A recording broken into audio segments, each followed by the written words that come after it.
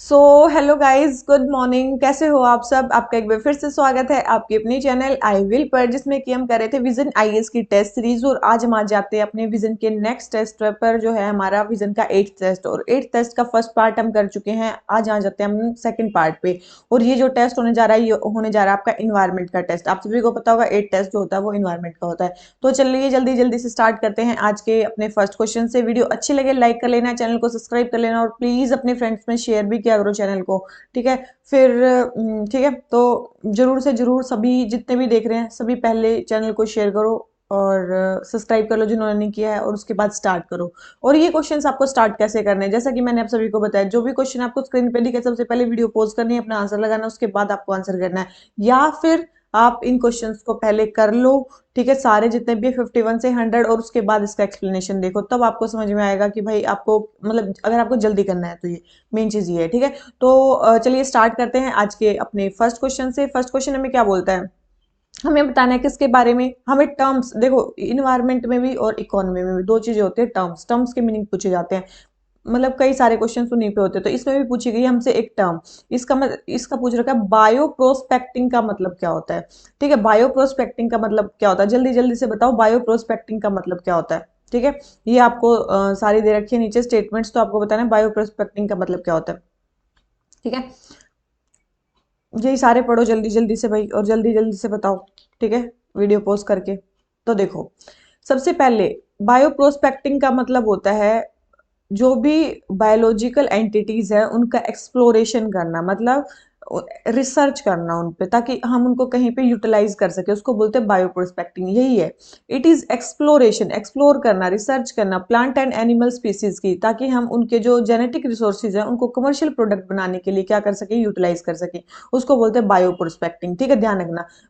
Bio मतलब biological entity याद रख लेना, प्रोस्पेक्टिंग का मतलब रिसर्च याद रख लेना, या फिर एक्सप्लोरेशन याद रख लेना। ठीक है, तो बायोलॉजिकल ऑर्गेनिजम्स का जब हम एक्सप्लोरेशन करते हैं, उनकी जेनेटिक रिसोर्सेज को प्रोडक्शन, कमर्शियल प्रोडक्ट के प्रोडक्शन के लिए, तो उसको बोलते हैं बायो प्रोस्पेक्टिंग। ठीक है, बहुत इंपॉर्टेंट है, ध्यान रखना इसको। ठीक है, अब हमें और भी कई सारी चीजें दी गई हैं। सेकंड बोल रखा है it refers to unauthorised appropriation of biological materials. अगर अनऑथराइज्ड अप्रोप्रिएशन बायोलॉजिकल मटेरियल्स का होता है, कल भी ये क्वेश्चन आया था, तो इसका आंसर आपको पता होना चाहिए। क्या होगा इसका आंसर? इसका आंसर होगा हमारा अनऑथराइज्ड अगर अप्रोप्रिएशन है बायोलॉजिकल मटेरियल्स का, उसको क्या बोलते हैं? Bio piracy. आप सभी को पता है, बिना पूछे अगर आपके बायोलॉजिकल मटेरियल्स का कोई यूज कर रहा है तो उसको क्या बोलते हैं? Bio piracy. और फिर आप जो भी बेनिफिट्स हैं उसको शेयर भी नहीं कर रहे। थर्ड बोल रहे हैं it is an ex situ treatment technology that leverage biological processes to convert contaminants to low toxicity by products. ये बोले कि एक्स सी टू ट्रीटमेंट है। एक्स सी टू ट्रीटमेंट का मतलब क्या होता है? इन सीटू क्या होता है? एक्स सीटू तो मतलब एक्स सीटू होता है कि भाई आप मतलब जहां पे भी मान लो कि कोई भी कंटामिनेंट है यहाँ पे प्रोड्यूस हुआ, लेकिन हमने क्या किया, उस कंटामिनेंट को उठा के कहीं और रख दिया और वहां पे उसमें बायोलॉजिकल ऑर्गेनिजम्स को ऐड किया। तो ये एक एक्स सीटू ट्रीटमेंट टेक्नोलॉजी है जहां पे बायोलॉजिकल ऑर्गेनिज्म या प्रोसेसेस का यूज किया जाता है कंटामिनेट्स को लो टॉक्सिसिटी में कन्वर्ट करने के लिए। तो इस प्रोसेस को क्या बोलते हैं? जल्दी बताओ भाई, इस प्रोसेस को क्या बोलते हैं? इस प्रोसेस को बोला जाता है बायोपाइल। याद रखना, इसको क्या बोला जाता है? बायोपाइल। जब आप कहीं और जाके रखते हो उस कंटामिनेंट को और फिर उसमें बायोलॉजिकल ऑर्गेनिजम्स को ऐड करते हैं, उसको बोलते हैं बायोपाइल। और एक और हमें नीचे दे रखी है it is a remediation technique that uses indigenous micro organisms to stimulate in situ aerobic biological activity. ये बोल रहे हैं कि मान लो कि जहां पे हुआ है, मान लो कि ऑयल स्पिल कहीं पे हो गया, ठीक है, मान लो कि ऑयल स्पिल कहीं पे हो गया, तो वहीं पे इंडिजिनियस जगह पे ही वहीं के माइक्रो ऑर्गेनिज्म को स्टिमुलेट किया जाता है, मतलब एरोबिक बायोलॉजिकल एक्टिविटी करने के लिए। तो उस जो रेमिडिएशन टेक्निक है उसको क्या बोला जाता है? उसको बोला जाता है बायोस्पार्जिंग।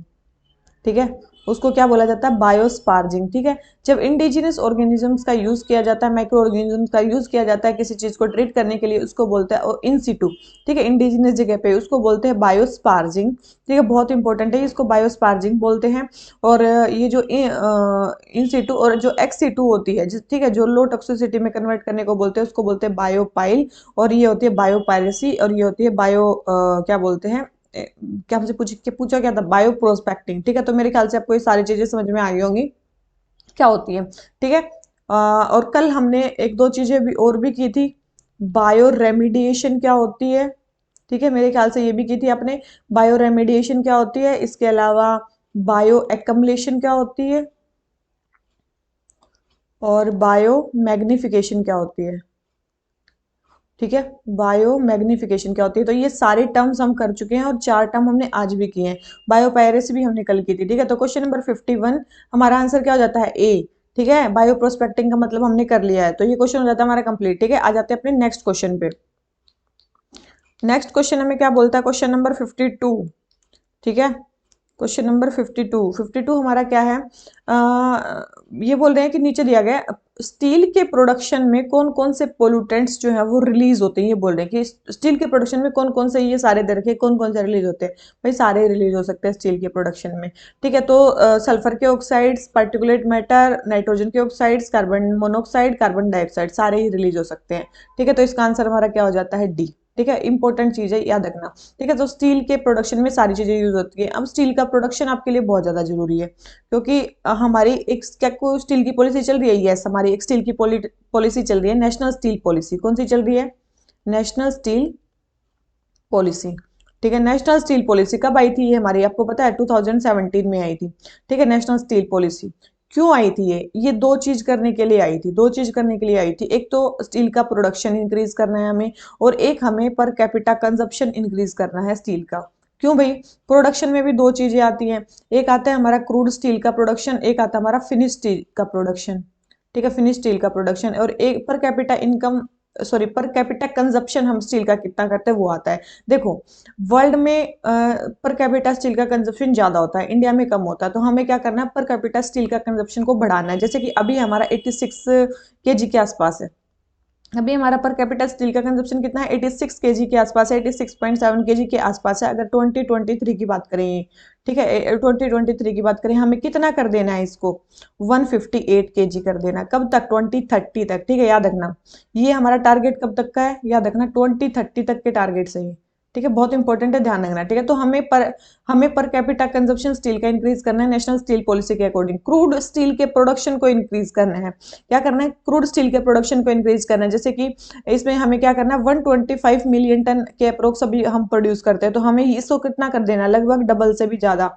ठीक है, तो 300 मिलियन टन, 300 मिलियन टन तक इसका प्रोडक्शन करना है हमें। कितना, क्रूड स्टील का, कब तक, 2030 तक। वहीं फिनिश स्टील का प्रोडक्शन अप्रोक्स 120 मिलियन टन तक हम करते हैं, उसका हमें कितना करना है, अप्रोक्स 255 मिलियन टन हमें इसका भी प्रोडक्शन करना है 2030 तक। ठीक है, तो ये हमारी नेशनल स्टील पॉलिसी। अभी मैंने देखो प्रोडक्शन बता दिया, और अगर क्रूड स्टील के प्रोडक्शन की बात करें तो इंडिया सेकंड लार्जेस्ट प्रोड्यूसर है वर्ल्ड में, याद रखना। क्रूड स्टील के प्रोडक्शन में इंडिया का जो नंबर है वो सेकंड नंबर है। ठीक है, और फिनिश्ड स्टील के कंजप्शन में इंडिया सेकंड है। इंडिया सेकंड है इसमें, किसमें, फिनिश स्टील के कंजप्शन में।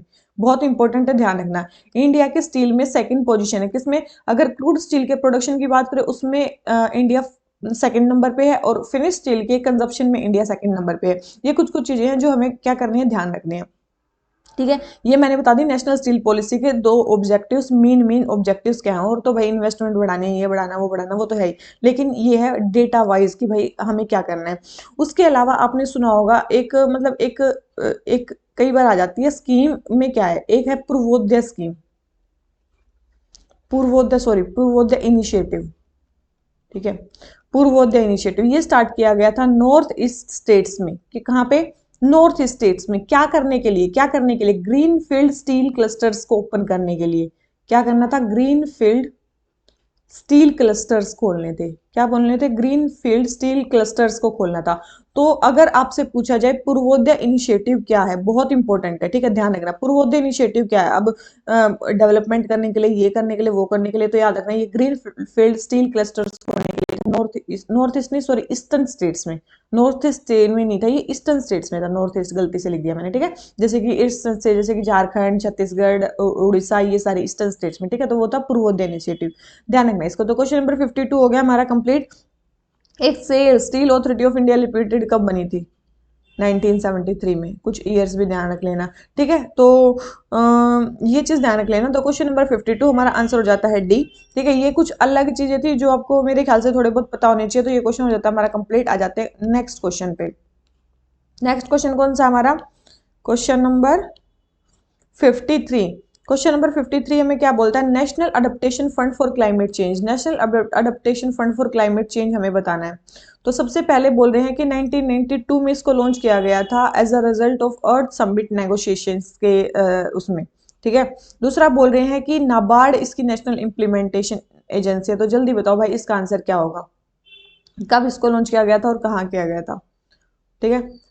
तो याद रखना इसको कब लॉन्च किया गया है, याद रखना national adaptation fund for climate change सबसे पहले तो 2015 में लॉन्च किया गया, ना कि 1992 में, ठीक है। सबसे पहले तो ये गलत हो गया, ठीक है। 2015 में इसको लॉन्च किया गया और क्यों किया गया है कि क्लाइमेट चेंज की जो जो भी स्कीम चल रही है ना, उसमें से कुछ पैसे मतलब यूनियन गवर्नमेंट देगी, वैसा कुछ national adaptation fund for climate change वो चीज है, ठीक है। ध्यान रखना इसको, ठीक है। और क्या है, ये सेंट्रल सेक्टर स्कीम है। कौन सी स्कीम है, सेंट्रल सेक्टर स्कीम है, ठीक है। सेंट्रल सेक्टर स्कीम है। और मैंने क्या बता दिया आपको कि ये किसके लिए है, मतलब जो भी स्कीम चलाई जाएंगी क्लाइमेट चेंज के लिए और जो अलग अदर चीजों में मतलब इंक्लूड नहीं होगी नेशनल या अलग स्कीम में, अगर उसमें फंडिंग नहीं जा रही होगी, उसके लिए करेगी national adaptation fund for climate change. तो 2015 में इसको लॉन्च किया गया है और नाबार्ड इसकी इम्प्लीमेंटेशन एजेंसी है। ये स्टेटमेंट भी बिल्कुल सही है, ये चीज ध्यान रखना। ये क्या स्टेटमेंट बिल्कुल सही है कि नाबार्ड इसकी इम्प्लीमेंटिंग एजेंसी है, ठीक है। तो फर्स्ट स्टेटमेंट रॉन्ग है, सेकंड स्टेटमेंट करेक्ट है। तो हमें क्या बतानी है, करेक्ट स्टेटमेंट बतानी है। तो आप सभी को पता चल गया अभी करेक्ट स्टेटमेंट क्या है, बी, ठीक है। बहुत इंपॉर्टेंट था ये नेशनल एडेप्टेशन फंड। तो ये क्वेश्चन हो जाता है हमारा कंप्लीट। क्वेश्चन नंबर कौन सा था, 53। तो आ जाते हैं क्वेश्चन नंबर 54 पे। हमें बताना है गोम फीमा राजा गुरु ये क्या है, जल्दी बताओ भाई। अगर आपने न्यूज पढ़ी होगी तो आपको पता होगा। तो ये क्या है, एक टाइप की सिंगल सेल एल्गी है, ठीक है। डायटम जिसको बोलते हैं, डायटम्स में आती है। तो सिंगल सेल एल्गी है। कहाँ मिली है, मेन चीज वो है, कहाँ पे मिली है, वेस्टर्न घाट्स में मिली है, ध्यान रखना, ठीक है। ये चीज काफी आ जाती है, साउथ इंडिया में मिली है, कहाँ मिली है, तो ये कहाँ मिली है, वेस्टर्न घाट्स में मिली है, ठीक है। तो ये क्वेश्चन नंबर 54 आंसर हो जाता है ए। आ जाते हैं नेक्स्ट क्वेश्चन में। नेक्स्ट क्वेश्चन है हमारा किसके बारे में, पोलर स्ट्रेटोस्फेरिक क्लाउड्स के बारे में। किसके बारे में, पोलर स्ट्रेटोस्फेरिक क्लाउड्स के बारे में बोल रहे हैं कि सबसे पहले पोलर स्ट्रेटोस्फेरिक क्लाउड्स आर रेडली formed in extreme cold winters of Antarctica atmosphere. Second बोल रहे हैं ओजोन डिस्ट्रॉय हो जाती है अंटार्कटिका में at maximum rate during the winters due to the abundance of polar stratospheric clouds. जल्दी बताओ इसका आंसर क्या होगा, जल्दी बताओ। तो क्या लगाया आपने, देखो सबसे पहले polar stratospheric clouds readily form होते हैं एक्सट्रीमली कोल्ड विंटर में। ये स्टेटमेंट बिल्कुल सही है। पोलर स्ट्रेटोस्फेरिक क्लाउड जो है वो एक्सट्रीम कोल्ड विंटर्स में अंटार्कटिका का एटमॉस्फेयर में सबसे ज्यादा बनते हैं। और पोलर स्ट्रेटोस्फेरिक क्लाउड्स जो है वो क्या करते हैं, ओजोन को डिप्लीट भी करते हैं। सेकंड बोले ozone is destroyed in Antarctica at maximum rate during the winters due to abundance of polar stratospheric cloud. देखो भाई अब इसका फैक्ट ये है कि बेशक से पोलर स्ट्रेटोस्फेरिक क्लाउड्स विंटर में बहुत ज्यादा होते हैं, बहुत ज्यादा बनते हैं, ओजोन को डिप्लीट भी करते हैं, लेकिन जो अंटार्कटिका है वहां पे सबसे ज्यादा जो ओजोन डिस्ट्रॉय होती है वो होती है स्प्रिंग सीजन में, जब सनलाइट होती है, ठीक है, जब सनलाइट का सीजन होता है। तो एक चीज ये एक फैक्ट ही है, ठीक है। तो ध्यान रखना, ये कुछ आपको अलग दिखेगा तो ये है। तो ये सेकंड स्टेटमेंट हमारी रॉन्ग है, फर्स्ट स्टेटमेंट हमारी करेक्ट है। तो हमें बतानी है करेक्ट स्टेटमेंट। तो इसका आंसर हमारा क्या हो जाता है, ए, ठीक है। तो जो पोलर स्ट्रेटोस्फेरिक क्लाउड्स ज्यादा कोल्ड में बनते हैं और वहां पे ओजोन को डिस्ट्रॉय भी करते हैं, लेकिन मैक्सिमम डिस्ट्रक्शन जो होता है ओजोन का वो होता है स्प्रिंग सीजन में, ना कि विंटर सीजन में। ये भी आपको ध्यान रखना है इस चीज, ठीक है। बहुत इंपॉर्टेंट है ये चीज, ध्यान रखना है इसको, ठीक है। अब ये देखो भाई कुछ और चीजें किसके बारे में, पोलर स्ट्रेटोस्फेरिक क्लाउड्स के बारे में। सबसे पहले फॉर्मेशन और उनकी लोकेशन क्या होती है, ठीक है। सबसे पहले बहुत हाइट पे ये बनते हैं, मेनली अंटार्कटिका और आर्कटिक के ऊपर बनते हैं, ठीक है। उसके बाद क्या है, टेम्परेचर कंडीशन, किस टेम्परेचर पे बनते हैं, इनको बहुत कोल्ड टेम्परेचर चाहिए, जैसे कि -73 डिग्री सेल्सियस ये बनने के लिए पोलर स्ट्रेटोस्फेरिक क्लाउड्स। किस टाइप के होते हैं, दो टाइप के होते हैं, टाइप 1 टाइप 2। ये इंपॉर्टेंट है, ध्यान रखना। दो टाइप के stratospheric clouds, polar stratospheric clouds होते हैं, टाइप 1 टाइप 2। टाइप 1 जिसमें वाटर आइस और नाइट्रिक एसिड होता है, ठीक है। और टाइप 2 जिसमें केवल और केवल वाटर आइस होती है, ध्यान रखना, ठीक है। ये कंप्लीटली वाटर आइस से बने होते हैं और टाइप 1 जो है वाटर और नाइट्रिक एसिड दोनों से बने होते हैं। थर्ड बोल रहे हैं ओजोन की डिप्लीशन में इनका रोल, ठीक है। ओजोन की डिप्लीशन में क्या रोल है, सबसे पहले ये केमिकल रिएक्शन करवाते हैं जिससे क्या होता है, क्लोरीन प्रोड्यूस होती है और ब्रोमीन के कंपाउंड प्रोड्यूस होते हैं जिससे ओजोन डिस्ट्रॉय होती है, ठीक है। अपीयरेंस किस टाइप के दिखते हैं, इरिडिसेंट, इरिडिसेंट, ठीक है, जिसमें सिमरिंग पेस्टल कलर होता है, जिससे इनका नाम क्या रखा गया, नेक्रियस भी रखा गया, या फिर मदर ऑफ पर्ल क्लाउड्स किसको बोला जाता है, याद रखना ये बहुत इंपॉर्टेंट है। नेक्रस क्लाउड्स या मदर ऑफ पर्ल क्लाउड्स किसको बोला जाता है, पोलर स्ट्रेटोस्फेरिक क्लाउड्स को बोला जाता है। ठीक है, इरिडिसेंट भी इनको बोलते हैं, बहुत इंपॉर्टेंट है, ध्यान रखना ये नाम जो है ना ये काफी ज्यादा इंपॉर्टेंट है। ठीक है, ऑब्जर्वेशन कब दिखते हैं, visible during twilight, illuminated from below by sun, sun को इल्यूमिनेट करता है। ठीक है, रिसर्च इन पे चल रही है। इन्वायरमेंटल कंसर्न क्या है, ह्यूमन मेड जो केमिकल्स हैं जैसे कि क्लोरोफ्लोरोकार्बन, उनसे ये लिंक होते हैं। ठीक है, ध्यान रखना। Climate change, research on going into how climate change might effect these. ठीक है, एंड डिस्ट्रीब्यूशन, डिस्कवरी अभी चली रही है इनके बारे में। ठीक है, ध्यान रखना। तो ये सारी चीजें किसके बारे में, पोलर स्ट्रेटोस्फेरिक क्लाउड्स के बारे में ध्यान रखना, कुछ कुछ इंपॉर्टेंट चीजें हैं। ठीक है, ध्यान रखना इसको। ठीक है, तो हमारा ये वाला जो क्वेश्चन है ये हो जाता है complete, question number 55 polar stratospheric clouds वाला। ठीक है, तो आ जाते हैं नेक्स्ट क्वेश्चन पे। नेक्स्ट क्वेश्चन हमारा कौन सा, फूड चेन का है। ठीक है, फूड चेन का क्वेश्चन है। फूड चेन के क्वेश्चन में हमें बताना है, ठीक है, फूड चेन का क्वेश्चन है। फूड चेन है, सबसे पहले फूड चेन के बारे में सबसे पहले बोल रहे हैं जितनी भी फूड चेन्स हैं वो ऑटोट्रोप से स्टार्ट होती हैं। सेकंड बोल रहे हैं जो एक्वेटिक इकोसिस्टम है वहां पे डेट्रिटस फूड चेन मेजर मतलब कंडक्ट है एनर्जी फ्लो का, जैसे कि वहां पे, क्योंकि वहां पे grazing food chain totally absent होती है। तीसरे बोल रहे हैं जो सेप्रोफाइट्स होते हैं वो इंपॉर्टेंट पार्ट होते हैं डेट्रिटस फूड चेन का। ये जल्दी जल्दी से बताओ इसके बारे में, तीनों स्टेटमेंट पढ़ के जल्दी से पढ़ाओ, बताओ। तो आप सभी को पता है कि भाई आपने दो टाइप की फूड चेन्स पढ़ी होंगी, एक पढ़ी होगी ग्रेजिंग फूड चेन, एक आपने पढ़ी होगी डेट्रिटस फूड चेन। ठीक है, डेट्रिटस फूड चेन। तो ग्रेजिंग फूड चेन में तो बिल्कुल भाई जो ऑटोट्रोप्स होते हैं, जैसे कि अगर एक्वेटिक इकोसिस्टम की बात करें वहां पे फाइटोप्लैंक्टन्स होते हैं, और या फिर अगर हम टेरेस्ट्रियल इकोसिस्टम की बात करें तो मान लो कि प्लांट्स होते हैं। ठीक है, अगर प्लांट्स होते हैं तो ये क्या होता है, ये तो ऑटोट्रोप से स्टार्ट होते हैं। लेकिन अगर grazing sorry detritus food chain की बात करें, यहाँ पे डेट्रिटस या डेड ऑर्गेनिक मैटर जो है वो क्या होता है, मतलब मेन उनका प्राइमरी वो होता है, क्या बोलते हैं उसका, मतलब वहां से बिगिन होते हैं डेट्रिटस से। तो ये मतलब जो मतलब गले सड़े मांस को जो खाते हैं उनको बोलते हैं डेट्रिटस। ठीक है, ध्यान, ठीक है, डेट्रीवोरस। तो ये डेट्रिटस से स्टार्ट होता है और ये मतलब ये ऑटोट्रोप से स्टार्ट होता है, ये बोल रहे हैं। फिर मतलब अपनी फर्स्ट स्टेटमेंट देखो कि सारी फूड चेन ऑटोट्रोप से स्टार्ट होती है, नहीं भाई सारी तो नहीं होती, डेट्रिटस फूड चेन तो नहीं होती है। सेकंड बोल रहे हैं एक्वेटिक इकोसिस्टम में detritus food chain major conduct है एनर्जी का। जब आप पढ़ोगे ना तो आपको पता चलेगा जो एक्वेटिक इकोसिस्टम है ना वहां पे ग्रेजिंग फूड चेन मतलब मेजर कंडक्ट है एनर्जी का। ठीक है, ध्यान रखना, वहां पे डेट्रिटस फूड चेन मेजर नहीं है, तो ये स्टेटमेंट हमारी रॉन्ग दे रखी है। अब ये ग्रेजिंग फूड चेन में मतलब अगर एक्वेटिक इकोसिस्टम की बात करें तो एक्वेटिक इकोसिस्टम में ग्रेजिंग फूड चेन कैसे चलती है, 1 सेकेंड। ठीक है, तो एक्वेटिक इकोसिस्टम में ग्रेजिंग फूड चेन कैसे चलती है, सबसे पहले फाइटोप्लैंक्टन, फिर जू प्लैंक्टन, फिर आती हैं फिशेस। ठीक है, फिशेस, फिर उसके बाद लार्ज फिशेस, उसके बाद क्या बोलते हैं पेलिकन्स वगैरह। ठीक है, तो ये है मतलब क्या है, ये एक्वेटिक फूड चेन। ठीक है, एक्वेटिक में ग्रेजिंग फूड चेन। अब आ जाती है हमारी ये क्या कौन सी होती है, ग्रेजिंग फूड चेन में मतलब जो टेरेस्ट्रियल इकोसिस्टम में चलती है, जैसे कि प्लांट्स है, प्लांट्स पे कौन रहते हैं, कैटरपिलर।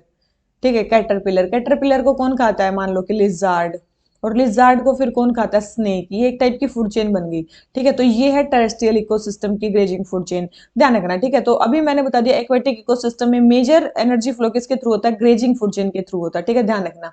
तो ये स्टेटमेंट हमारी रॉन्ग होगी, फर्स्ट स्टेटमेंट भी हमारी रॉन्ग होगी कि सारी फूड चेन जो है वो ऑटोट्रोप से स्टार्ट होती है। थर्ड है saprophytes forms an important part of detritus food chain. Detritus food chain, बिल्कुल डेट्रिटस फूड चेन में क्या क्या होता है, डेट्रिटस में सबसे पहले तो मतलब वो हो गया लिटर, जिसमें मतलब डेट्रिटस या लिटर जिसमें वो चीज होती है, फिर उसके ऊपर डेट्रीवोरस या फिर अर्थवर्म मान लो वो उसको खाते हैं। ठीक है, फिर उसको इनको चिकन खाता है, फिर इसको होप खाता है। ठीक है, तो ये है डेट्रिटस फूड चेन। तो इसमें बता रहे हैं कि सेप्रोफाइट्स जो है इंपॉर्टेंट पार्ट है, बिल्कुल ही भाई ये डेट्रीवोरस या फिर सेप्रोफाइट्स इंपॉर्टेंट पार्ट होते हैं इसका, ये स्टेटमेंट हमारी क्या है, बिल्कुल सही है। ठीक है, तो क्वेश्चन नंबर ये वाला तो पहली statement wrong, second statement wrong, third statement correct. तो आप देखो करेक्ट स्टेटमेंट बतानी है तो आपको दिख रही है केवल एक ही स्टेटमेंट करेक्ट है और वो थर्ड स्टेटमेंट, तो आंसर हमारा क्या हो गया, सी। ठीक है, ये समझ में आ गया कि फूड चेन के बारे में, मेरे ख्याल से आपको समझ में आ गया होगा कि फूड चेन के बारे में क्या क्या चीजें सही है। ठीक है, तो मैंने बता दी भाई ग्रेजिंग फूड चेन दो टाइप की होती है, एक्वेटिक में अलग, टेरेस्ट्रियल में अलग, डेट्रिटस फूड चेन ये जो होती है ये होगी। कनेक्ट कहाँ पे होती है, मान लो कि दोनों फूड चेन कनेक्ट कहाँ पे होते हैं, कोई मतलब एक लेवल पे तो होती है जब ग्रेजिंग फूड चेन के मतलब कोई भी ऑर्गेनिज्म डेड हो जाता है तो फिर वो कहाँ पे इंक्लूड हो जाता है, डेट्रिटस फूड चेन में, ध्यान रखना। ठीक है, तो डेट्रिटस फूड चेन और ये ग्रेजिंग फूड चेन भी आपस में कनेक्टेड है, ध्यान रखना इस चीज को। ठीक है, तो ये वाला क्वेश्चन हो जाता है हमारा कंप्लीट। क्वेश्चन नंबर 56 आ जाते हैं क्वेश्चन नंबर 57 पे। हमें बताना है ओजोन डिप्लीटिंग सब्सटेंसेस के बारे में, कौन कौन से जो कंपाउंड्स है वो ओजोन को डिप्लीट करेंगे। जल्दी बताओ, ये क्वेश्चन बहुत इंपॉर्टेंट है, जिसने ध्यान लगाया उसका क्वेश्चन सही होएगा, नहीं तो अदरवाइज आप गलत करोगे। ठीक है, मेजोरिटी ऑफ दी बच्चे इसका आंसर पता है क्या लगाएंगे, 1 2 3 4 डायरेक्ट आंसर लगा देंगे ऑल 4। ठीक है, लेकिन आंसर इसका ऑल 4 है नहीं।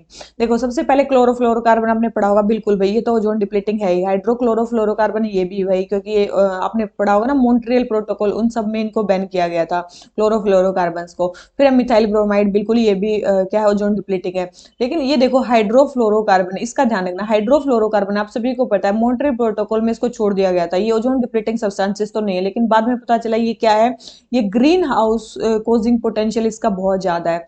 ग्रीन हाउस कोजिंग पोटेंशियल इसका बहुत ज्यादा है, किसका, हाइड्रोफ्लोरोकार्बन का। इसीलिए मॉन्ट्रियल प्रोटोकॉल में चेंज करने के लिए, मतलब ये चीज चेंज करने के लिए आया किगाली अमेंडमेंट 2015 में। क्या आया, किगाली अमेंडमेंट। इसमें इसमें क्या बोला गया, बेशक से हाइड्रोफ्लोरोकार्बन ओजोन को डिप्लीट नहीं कर रहे, लेकिन इसका ग्रीन हाउस पोटेंशियल बहुत ज्यादा है, तो हमें हाइड्रोफ्लोरोकार्बन को भी क्या करना है, हमें रिड्यूस करना है या फिर इसको खत्म करना है। 86% मतलब मेरे ख्याल से इसका जो वो है वो 2036 तक रिड्यूस करना है। मेरे को बताना 85% या 86% तक इसको रिड्यूस करना है, मैं 2036 तक, कुछ ऐसा है। ठीक है, किगाली अमेंडमेंट का। तो हमें उसमें हाइड्रोफ्लोरोकार्बन को रिड्यूस करना है, क्योंकि उसका ग्रीन हाउस पोटेंशियल बहुत ज्यादा है, ग्रीन हाउस कोजिंग पोटेंशियल। ठीक है, तो ध्यान रखना। तो ये ओजोन डिप्लीटिंग तो नहीं है, लेकिन ये ग्रीन हाउस कोजिंग है। ठीक है, ध्यान रखना। तो ये क्वेश्चन नंबर 57, पहले 3 स्टेटमेंट करेक्ट है केवल, तो इसका आंसर हमारा क्या हो जाता है, सी। ठीक है, मेरे ख्याल से इसका आंसर आपको पता चल गया होगा। ठीक है, तो क्वेश्चन नंबर 57 आंसर हो गया सी। आ जाते हैं क्वेश्चन नंबर 58 पे। क्वेश्चन नंबर 58 हमें बताना है कार्बन सिक्वेस्ट्रेशन के बारे में। किसके बारे में, कार्बन सिक्वेस्ट्रेशन के बारे में। कार्बन सिक्वेस्ट्रेशन का पहले मतलब क्या होता है, कार्बन को एटमॉस्फेयर से रिमूव करने को बोलते हैं। ठीक है, सबसे पहले कार्बन को कहाँ से, एटमॉस्फेयर से हटाना है, एटमॉस्फेयर से क्या करना है, आपको रिमूव करना है, और उसके बाद कहीं पे आपको उसको स्टोर कर देना है, उसको बोलेंगे कार्बन सिक्वेस्ट्रेशन। ये दो ही चीजें होती हैं, कार्बन को सबसे पहले एटमॉस्फेयर से हटाना है और उसके बाद उसको स्टोर कर देना है कहीं पे। ठीक है, तो आयरन फर्टिलाइजेशन ऑफ ओशन, देखो अगर हम आयरन फर्टिलाइजेशन ऑफ ओशन करते हैं उसमें कार्बन सिक्वेस्ट्रेशन होता है। सब टेरेनियन इंजेक्शन ऑफ कार्बन डाइऑक्साइड, मान लो कि ये अर्थ है, उसके नीचे हमने कार्बन डाइऑक्साइड के मतलब इंजेक्ट कर दे कार्बन डाइऑक्साइड, बिल्कुल उससे भी क्या हो जाएगी, कार्बन सिक्वेस्ट्रेशन हो जाएगी। ग्रोइंग सीवेड्स, ये भी बिल्कुल इंपॉर्टेंट है, ये सीवेड्स को ग्रो करना भी इंपॉर्टेंट सोर्स है जिससे कि कार्बन सिक्वेस्ट्रेट हो जाती है, क्योंकि सीवेड्स जो है वो कार्बन डाइऑक्साइड को लेती है। फोर्थ है वेटलैंड रिस्टोरेशन, वेटलैंड रिस्टोरेशन से भी क्या होता है, हमारी जो कार्बन है वो सिक्वेस्ट्रेशन हो जाती है। ये भी स्टेटमेंट बिल्कुल सही है। तो चारों ही स्टेटमेंट इसमें सही है। हमें बताने करेक्ट आंसर, करेक्ट आंसर क्या है हमारा, डी। डी आंसर हमारा सही है। इसके अलावा और भी काफी सारे तरीके हैं, जैसे कि अगर एफोरेस्टेशन आप कर देते हो, ठीक है, अगर आप एफोरेस्टेशन कर देते हो तो ये भी हमारा एक तरीका है जिससे क्या हो जाती है, कार्बन सिक्वेस्ट्रेशन हो जाती है। और कौन कौन से, सस्टेनेबल अगर आप एग्रीकल्चर करते हो, ठीक है, सस्टेनेबल एग्रीकल्चर ये भी एक तरीका है जिससे कार्बन सिक्वेस्ट्रेशन हो जाती है। इसके अलावा अगर बात करो सीवेड को ग्रोना, सीवेड्स को ग्रोइंग करने में एक कैल्प का नाम सुना होगा, ये बहुत इंपॉर्टेंट है जो कार्बन को सिक्वेस्ट्रेशन करती है। बायोचार का जो अगर आप यूज करोगे तो भी मतलब ये है। ठीक है, तो ये सारी चीजें हैं किसके बारे में, कार्बन सिक्वेस्ट्रेशन के बारे में। ध्यान रखना। क्वेश्चन नंबर 58 हमारा आंसर हो गया डी। आ जाते हैं अपने नेक्स्ट क्वेश्चन पे। ठीक है, क्वेश्चन नंबर 59 काफी इंपॉर्टेंट है ये, ध्यान रखना इसको। ठीक है, क्वेश्चन नंबर 59, क्वेश्चन नंबर 59 हमें क्या बोलता है, प्रधानमंत्री जन विकास कार्यक्रम के बारे में बात करनी है। सबसे पहले बोल रहे हैं ये एक सेंट्रल सेक्टर स्कीम है। सेकंड बोल रहे हैं इसका ऑब्जेक्टिव है बेसिक इंफ्रास्ट्रक्चर फैसिलिटीज और सोशियो इकोनॉमिक एमिनिटीज जो माइनॉरिटी कम्युनिटीज के लिए हैं उसको इनहेंस करना। और तीसरी जो चीज है वो बोल रहे हैं प्रोजेक्ट्स इसके अंडर जो है वो स्टेट या यूनियन गवर्नमेंट जो है वो करते हैं, इंप्लीमेंट करती है। और हमें दे रखा है कि केवल एक स्टेटमेंट करेक्ट है, 2 स्टेटमेंट करेक्ट है, 3 स्टेटमेंट करेक्ट है, हाँ, और या फिर कोई भी सही नहीं है। जल्दी बताओ भाई इसका आंसर क्या होगा, जल्दी बताओ इसका आंसर क्या होगा, जल्दी जल्दी जल्दी। ठीक है, तो आपको एक चीज तो पता चल गई होगी कि भाई या तो इसमें फर्स्ट स्टेटमेंट सही है या फिर इसमें थर्ड स्टेटमेंट सही है। ये बोल रहे हैं project under it are implemented and managed by central और स्टेट और यूटी गवर्नमेंट। अगर सेंट्रल स्टेट वगैरह इसको मैनेज भी करती है, इंप्लीमेंट भी करती हैं, तो ये सेंट्रल स्पॉन्सर्ड स्कीम होगी ना, सेंट्रल सेक्टर स्कीम नहीं होगी। या फिर ये सेंट्रल सेक्टर स्कीम होगी जिसमें सारी चीजें सेंटर करेगी। तो आप बताओ कि इन दोनों में से तो कोई एक ही स्टेटमेंट सही है। सेकंड स्टेटमेंट इसके बिल्कुल सही है कि भाई प्रधानमंत्री जन विकास कार्यक्रम में इंफ्रास्ट्रक्चर फैसिलिटीज को इंक्रीज किया जा रहा है, सोशियो इकोनॉमिक एमिनिटीज वहां प्रोवाइड की जा रही है, कहाँ पे, माइनॉरिटी एरियाज में। ये स्टेटमेंट हमारी बिल्कुल सही है। तो आपको ध्यान रखनी है क्या कि ये जो प्रधानमंत्री जन विकास कार्यक्रम है ये सेंट्रली क्या है, स्पॉन्सर्ड स्कीम है। क्या है, सेंट्रली स्पॉन्सर्ड स्कीम है, क्योंकि इसको स्टेट्स भी इंप्लीमेंट कर रही है। ठीक है, तो याद रखना ये एक सेंट्रली स्पॉन्सर्ड स्कीम है। Ministry of social justice and empowerment ने इसको वो किया है, सॉरी सोशल जस्टिस और एम्पावरमेंट ने किया नहीं, सोशल जस्टिस और एम्पावरमेंट ने किया, मिनिस्ट्री ऑफ माइनॉरिटी अफेयर्स ने इसको मतलब लाई है।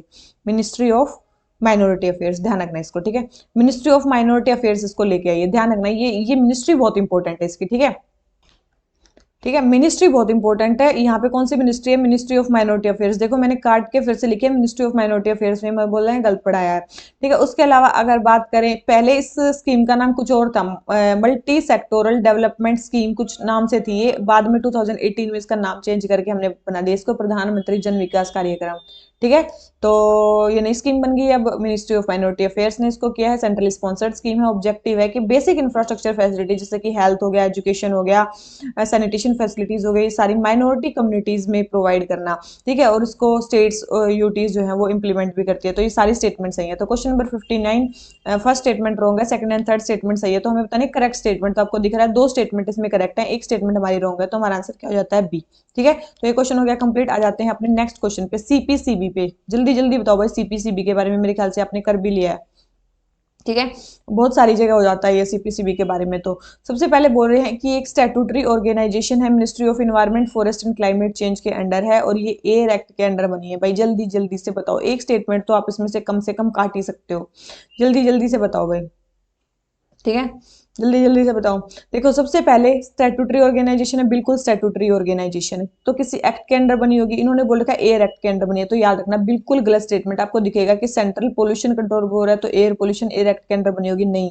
ये किसके अंडर बनी है, वाटर एक्ट के अंदर बनी है, water prevention and control act के अंदर बनी है, ये वाटर एक्ट 1974 के अंदर बनी है, बहुत इंपॉर्टेंट है, ध्यान रखना।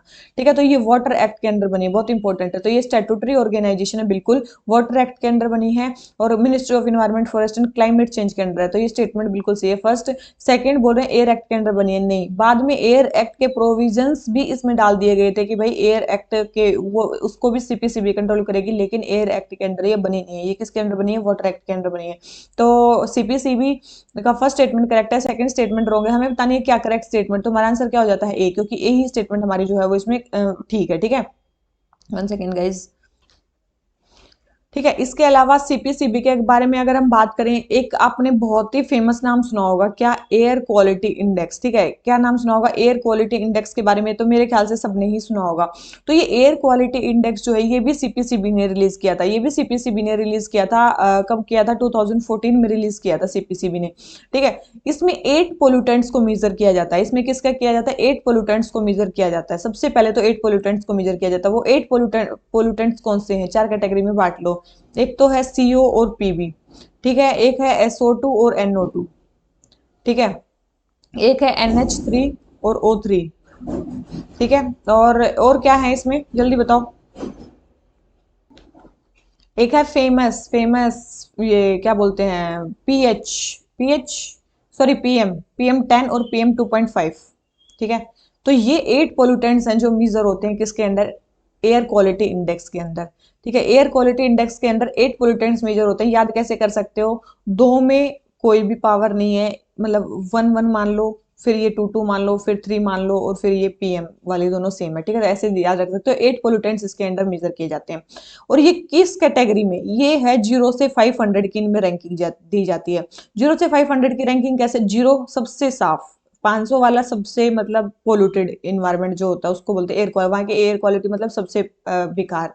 तो 0 से 500 के बीच में भी ये 6 कैटेगरीज में बांटा जाता है। 6 कैटेगरीज में बांटा जाता है। सबसे पहले आती है गुड वाली कैटेगरी, सबसे पहले आती है 0 से 50 जो होती है गुड वाली कैटेगरी। ठीक है, जो अच्छी वाली होती है, ठीक है, उसको बोलते हैं गुड कैटेगरी। फिर आती है हमारी सेटिस्फैक्ट्री, फिर आती है हमारी सेटिस्फैक्ट्री 50 से लेके 100 तक।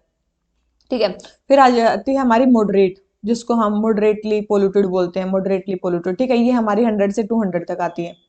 ठीक है, 100 से 200 तक आती है। फिर आती है हमारी पुअर, फिर हमारी आती है वेरी पुअर, और फिर आती है हमारे सीवियर। ठीक है, सीवियर, इनमें 100 इंक्रीज करते जाओ, 200 से 300, यहाँ 300 से 400, और यहाँ 400 से 500। ठीक है, तो ये होती है हमारी 6 कैटेगरीज में बटा गया। याद रखना ये कुछ कुछ चीजें आ जाती हैं। कलर गुड एंड मतलब गुड है इसका मतलब पूरा डार्क ग्रीन कलर है, सेटिस्फैक्टरी का लाइट ग्रीन कलर है, फिर मॉडरेटली का बीच का कलर है, फिर यहाँ पे रेड वाले स्टार्ट हो जाते हैं, ऑरेंज, और सीवियर का बिल्कुल बिल्कुल रेड कलर है, ठीक है। तो ये चीज है। तो कलरिंग, कलर कोडिंग कैसी है, कितनी कैटेगरीज में बांटा गया, कौन से पोल्यूटेंट्स वहां पे मेजर होते हैं, ये किसने रिलीज किया है, सीपीसीबी का ही ये इनिशिएटिव है, ठीक है, ध्यान रखना। तो हम पढ़ क्या रहे थे, सीपीसीबी पढ़ रहे थे, किस एक्ट के अंडर बना है, वाटर एक्ट के under, statutory organisation ministry of environment forest and climate change के अंडर आती है, ठीक है। ये सारी चीजें मैंने बता दी। तो कुछ ये वाला क्वेश्चन हो जाता है हमारा कंप्लीट। आ जाते हैं अपने नेक्स्ट क्वेश्चन पे। नेक्स्ट क्वेश्चन में क्या बोलता है, कौन सा क्वेश्चन था ये, क्वेश्चन नंबर 60, ठीक है। तो ये क्वेश्चन हमारा हो जाता है कंप्लीट। आ जाते हैं अपने नेक्स्ट क्वेश्चन पे। क्वेश्चन हमारा 61, ठीक है। क्वेश्चन है हमारा 61। क्वेश्चन नंबर 61 हमें क्या बोलता है, डेट फॉर क्लाइमेट स्वैप। ये करंट अफेयर्स का क्वेश्चन है। बोल रहे डेट फॉर क्लाइमेट स्वैप एक एग्रीमेंट है जहां पे जो क्रेडिटर है वो माफ कर देता है एक पोर्शन ऑफ फॉरेन डेट जो उसने दिया है, या फिर प्रीवियस डेट रिलीफ कर देता है। किस एक्सचेंज में, कि जो डेटर है जिसने लोन लिया है वो कुछ अमाउंट को इन्वेस्ट करेगा स्पेसिफिक इन्वायरमेंटल प्रोजेक्ट में, उसी को बोलते हैं डेट फॉर क्लाइमेट स्वैप। ये तो स्टेटमेंट हमारी बिल्कुल सही है, ठीक है, बिल्कुल सही है। डेट फॉर क्लाइमेट स्वैप क्या होता है, डेट फॉर क्लाइमेट स्वैप मेरे ख्याल से समझ में आ गया। डेट फॉर क्लाइमेट स्वैप है कि भाई मान लो कि किसी डेवलप्ड नेशन ने किसी डेवलपिंग नेशन को कुछ पैसे दिए, एक्स अमाउंट ऑफ पैसे दिए, मान लो 100 पैसे दिए, ठीक है। मान लो कि अमेरिका ने किसी भी कंट्री को, मान लो किसी अफ्रीकन कंट्री को मान लो कोई 100 रुपए दिए, लेकिन अब ये जो अफ्रीकन कंट्री है ये पैसे तो उतने लौटा नहीं पा रहा है, तो अमेरिका क्या बोले, अमेरिका बोलता है कि भाई एक काम करो, तुम मेरे को 80 रुपीज ही दे देना, तुम मेरे को 80 रुपीज ही दे देना, लेकिन मेरे से ये वादा करो कि आप जो मैं 20 रुपीज छोड़ रहा हूँ ना, इस 20 रुपए को आप क्लाइमेट से रिलेटेड चीजों में लगाओगे, क्लाइमेट फ्रेंडली इन्वायरमेंटल प्रोजेक्ट्स में लगाओगे, जैसे सोलर पावर लगाने में, मतलब ये चीज लगाने में, रिन्यूएबल एनर्जी बनाने में, ई व्हीकल्स को लाने में, तो उसमें लगाओगे, ठीक है। तो उसको बोलते हैं debt, debt for climate swap, मतलब डेट को आप माफ कर रहे हो क्लाइमेट के प्रोजेक्ट्स के लिए, ठीक है। तो वो चीज है, तो इसको बोला जाता है। तो बिल्कुल सही स्टेटमेंट दे रखी है पहली। तो सेकंड स्टेटमेंट क्या है, many developing nations are facing issues of rising debt loads, climate change and nature loss due to such. इन एग्रीमेंट्स के कारण थोड़ी ना मतलब वहां पे डेट बढ़ रहा है, इससे तो उनका डेट कम होगा ना। मतलब देखो, अगर बहुत सारे डेवलपिंग नेशन का वो डेट माफ कर रहे हैं, क्लाइमेट में करने को बोल रहे हैं, तो ये इशू थोड़ी ना, ये तो अच्छा है ना, उनका डेट और कम होएगा। तो ये स्टेटमेंट हमारी रॉन्ग है, और उससे तो नेचर का नुकसान भी नहीं है, नेचर भी और ज्यादा अच्छा होगा वहां का। तो ये स्टेटमेंट बिल्कुल गलत दे रखी है सेकंड वाली। तो केवल एक ही चीज है इसमें जो इस चीज को करती है, पहली स्टेटमेंट करेक्ट और सेकंड स्टेटमेंट रॉन्ग, और वो है आंसर सी, ठीक है। मेरे ख्याल से आपको ये चीज समझ में आ गई होगी। क्वेश्चन नंबर कौन सा था ये, क्वेश्चन नंबर 61, ठीक है, बहुत आसान क्वेश्चन था। आ जाते हैं किस पे, क्वेश्चन नंबर 62 पे। आई एफ कैप क्या है, innovative facility, sorry innovative finance facility for climate in Asia and Pacific. किसका इनिशिएटिव, बहुत इंपॉर्टेंट इनिशिएटिव है, याद करना इसको, ठीक है। किसका इनिशिएटिव है, जल्दी बताओ किसका इनिशिएटिव है ये किसका इनिशिएटिव है, ये इनिशिएटिव है एशियन डेवलपमेंट बैंक का। किसका इनिशिएटिव है ये, एशियन डेवलपमेंट बैंक का इनिशिएटिव, बहुत इंपॉर्टेंट वो चीज है। इसमें इनोवेटिव तरीके से फाइनेंस प्रोवाइड किया जाएगा एशिया एंड पैसिफिक रीजन में, ताकि वो क्लाइमेट चेंज को रोक सके, ठीक है। ये चीज है innovative finance facility for climate in Asia and Pacific, ठीक है, ध्यान रखना इसको।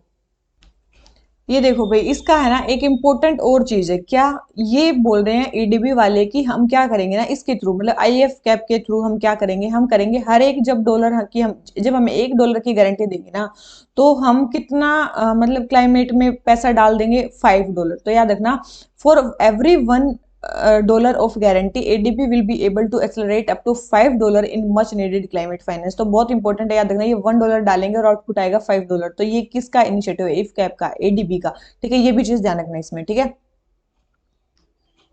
और ये एक और चीज देखना, जो ये एडीबी है ये क्या अचीव करना चाहता है, prosperous, inclusive, resilient, sustainable Asia and Pacific. ये बहुत इंपॉर्टेंट है, क्या करना चाहता है, एशिया एंड पैसिफिक को prosperous, inclusive, resilient and sustainable बनाना चाहता है। और दूसरी चीज वहां पे इरेडिकेट करना चाहता है एक्सट्रीम पॉवर्टी को, ठीक है। इसीलिए वो क्या देता है, लोन देता है उन कंट्रीज को, टेक्निकल असिस्टेंस प्रोवाइड करता है, ग्रांट देता है, इक्विटी इन्वेस्टमेंट्स करवाता है, ताकि वहां पे सोशियो इकोनॉमिक डेवलपमेंट हो सके। हेडक्वार्टर कहाँ पे, बहुत इंपॉर्टेंट है इसके, मनीला फिलीपींस में इसके हेडक्वार्टर है। एडीबी के हेडक्वार्टर्स कहाँ पे हैं, मनीला फिलीपींस में, बहुत इंपॉर्टेंट है, याद रखना, इसलिए मैंने ये वेबसाइट दिखाई आपको, ठीक है। तो हमारा ये क्वेश्चन नंबर 62 हो जाता है कंप्लीट। आ जाते हैं क्वेश्चन नंबर 63 पे।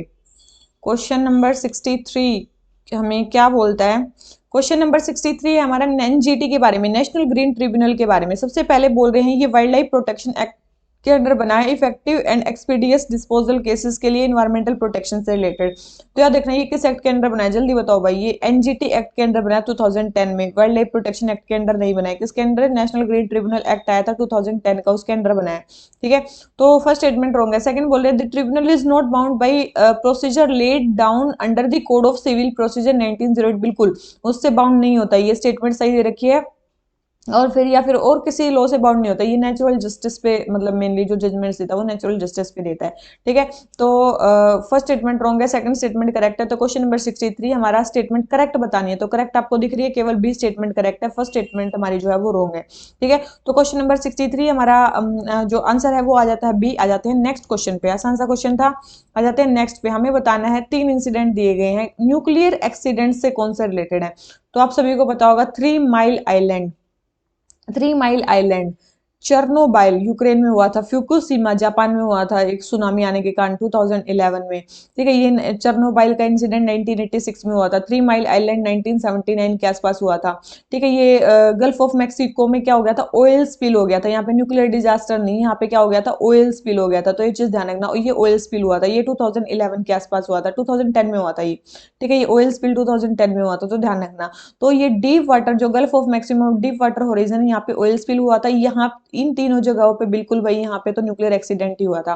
ठीक है, तो 3 माइल आइलैंड, चर्नोबाइल, फ्यूकुशिमा, तो तीनों जगह पे न्यूक्लियर एक्सीडेंट हुआ था। तो ये बताना कौन सी प्लेसेस पे न्यूक्लियर एक्सीडेंट हुआ था। तो 3 जगह पे हुआ था, इसमें एक जगह पे नहीं हुआ था, एक जगह पे यहाँ पे ऑयल स्पिल हुआ था, ध्यान रखना इसको। ठीक है, और जगहों के नाम तो पता ही है, ये कहाँ पे, पेनिसलाइवा यूएसए में जगह है। ठीक है, चर्नोबाइल कहाँ पे है, अब तो यूक्रेन में, वैसे ही यूएसएसआर में थी पहले, तो यूक्रेन में मान लो।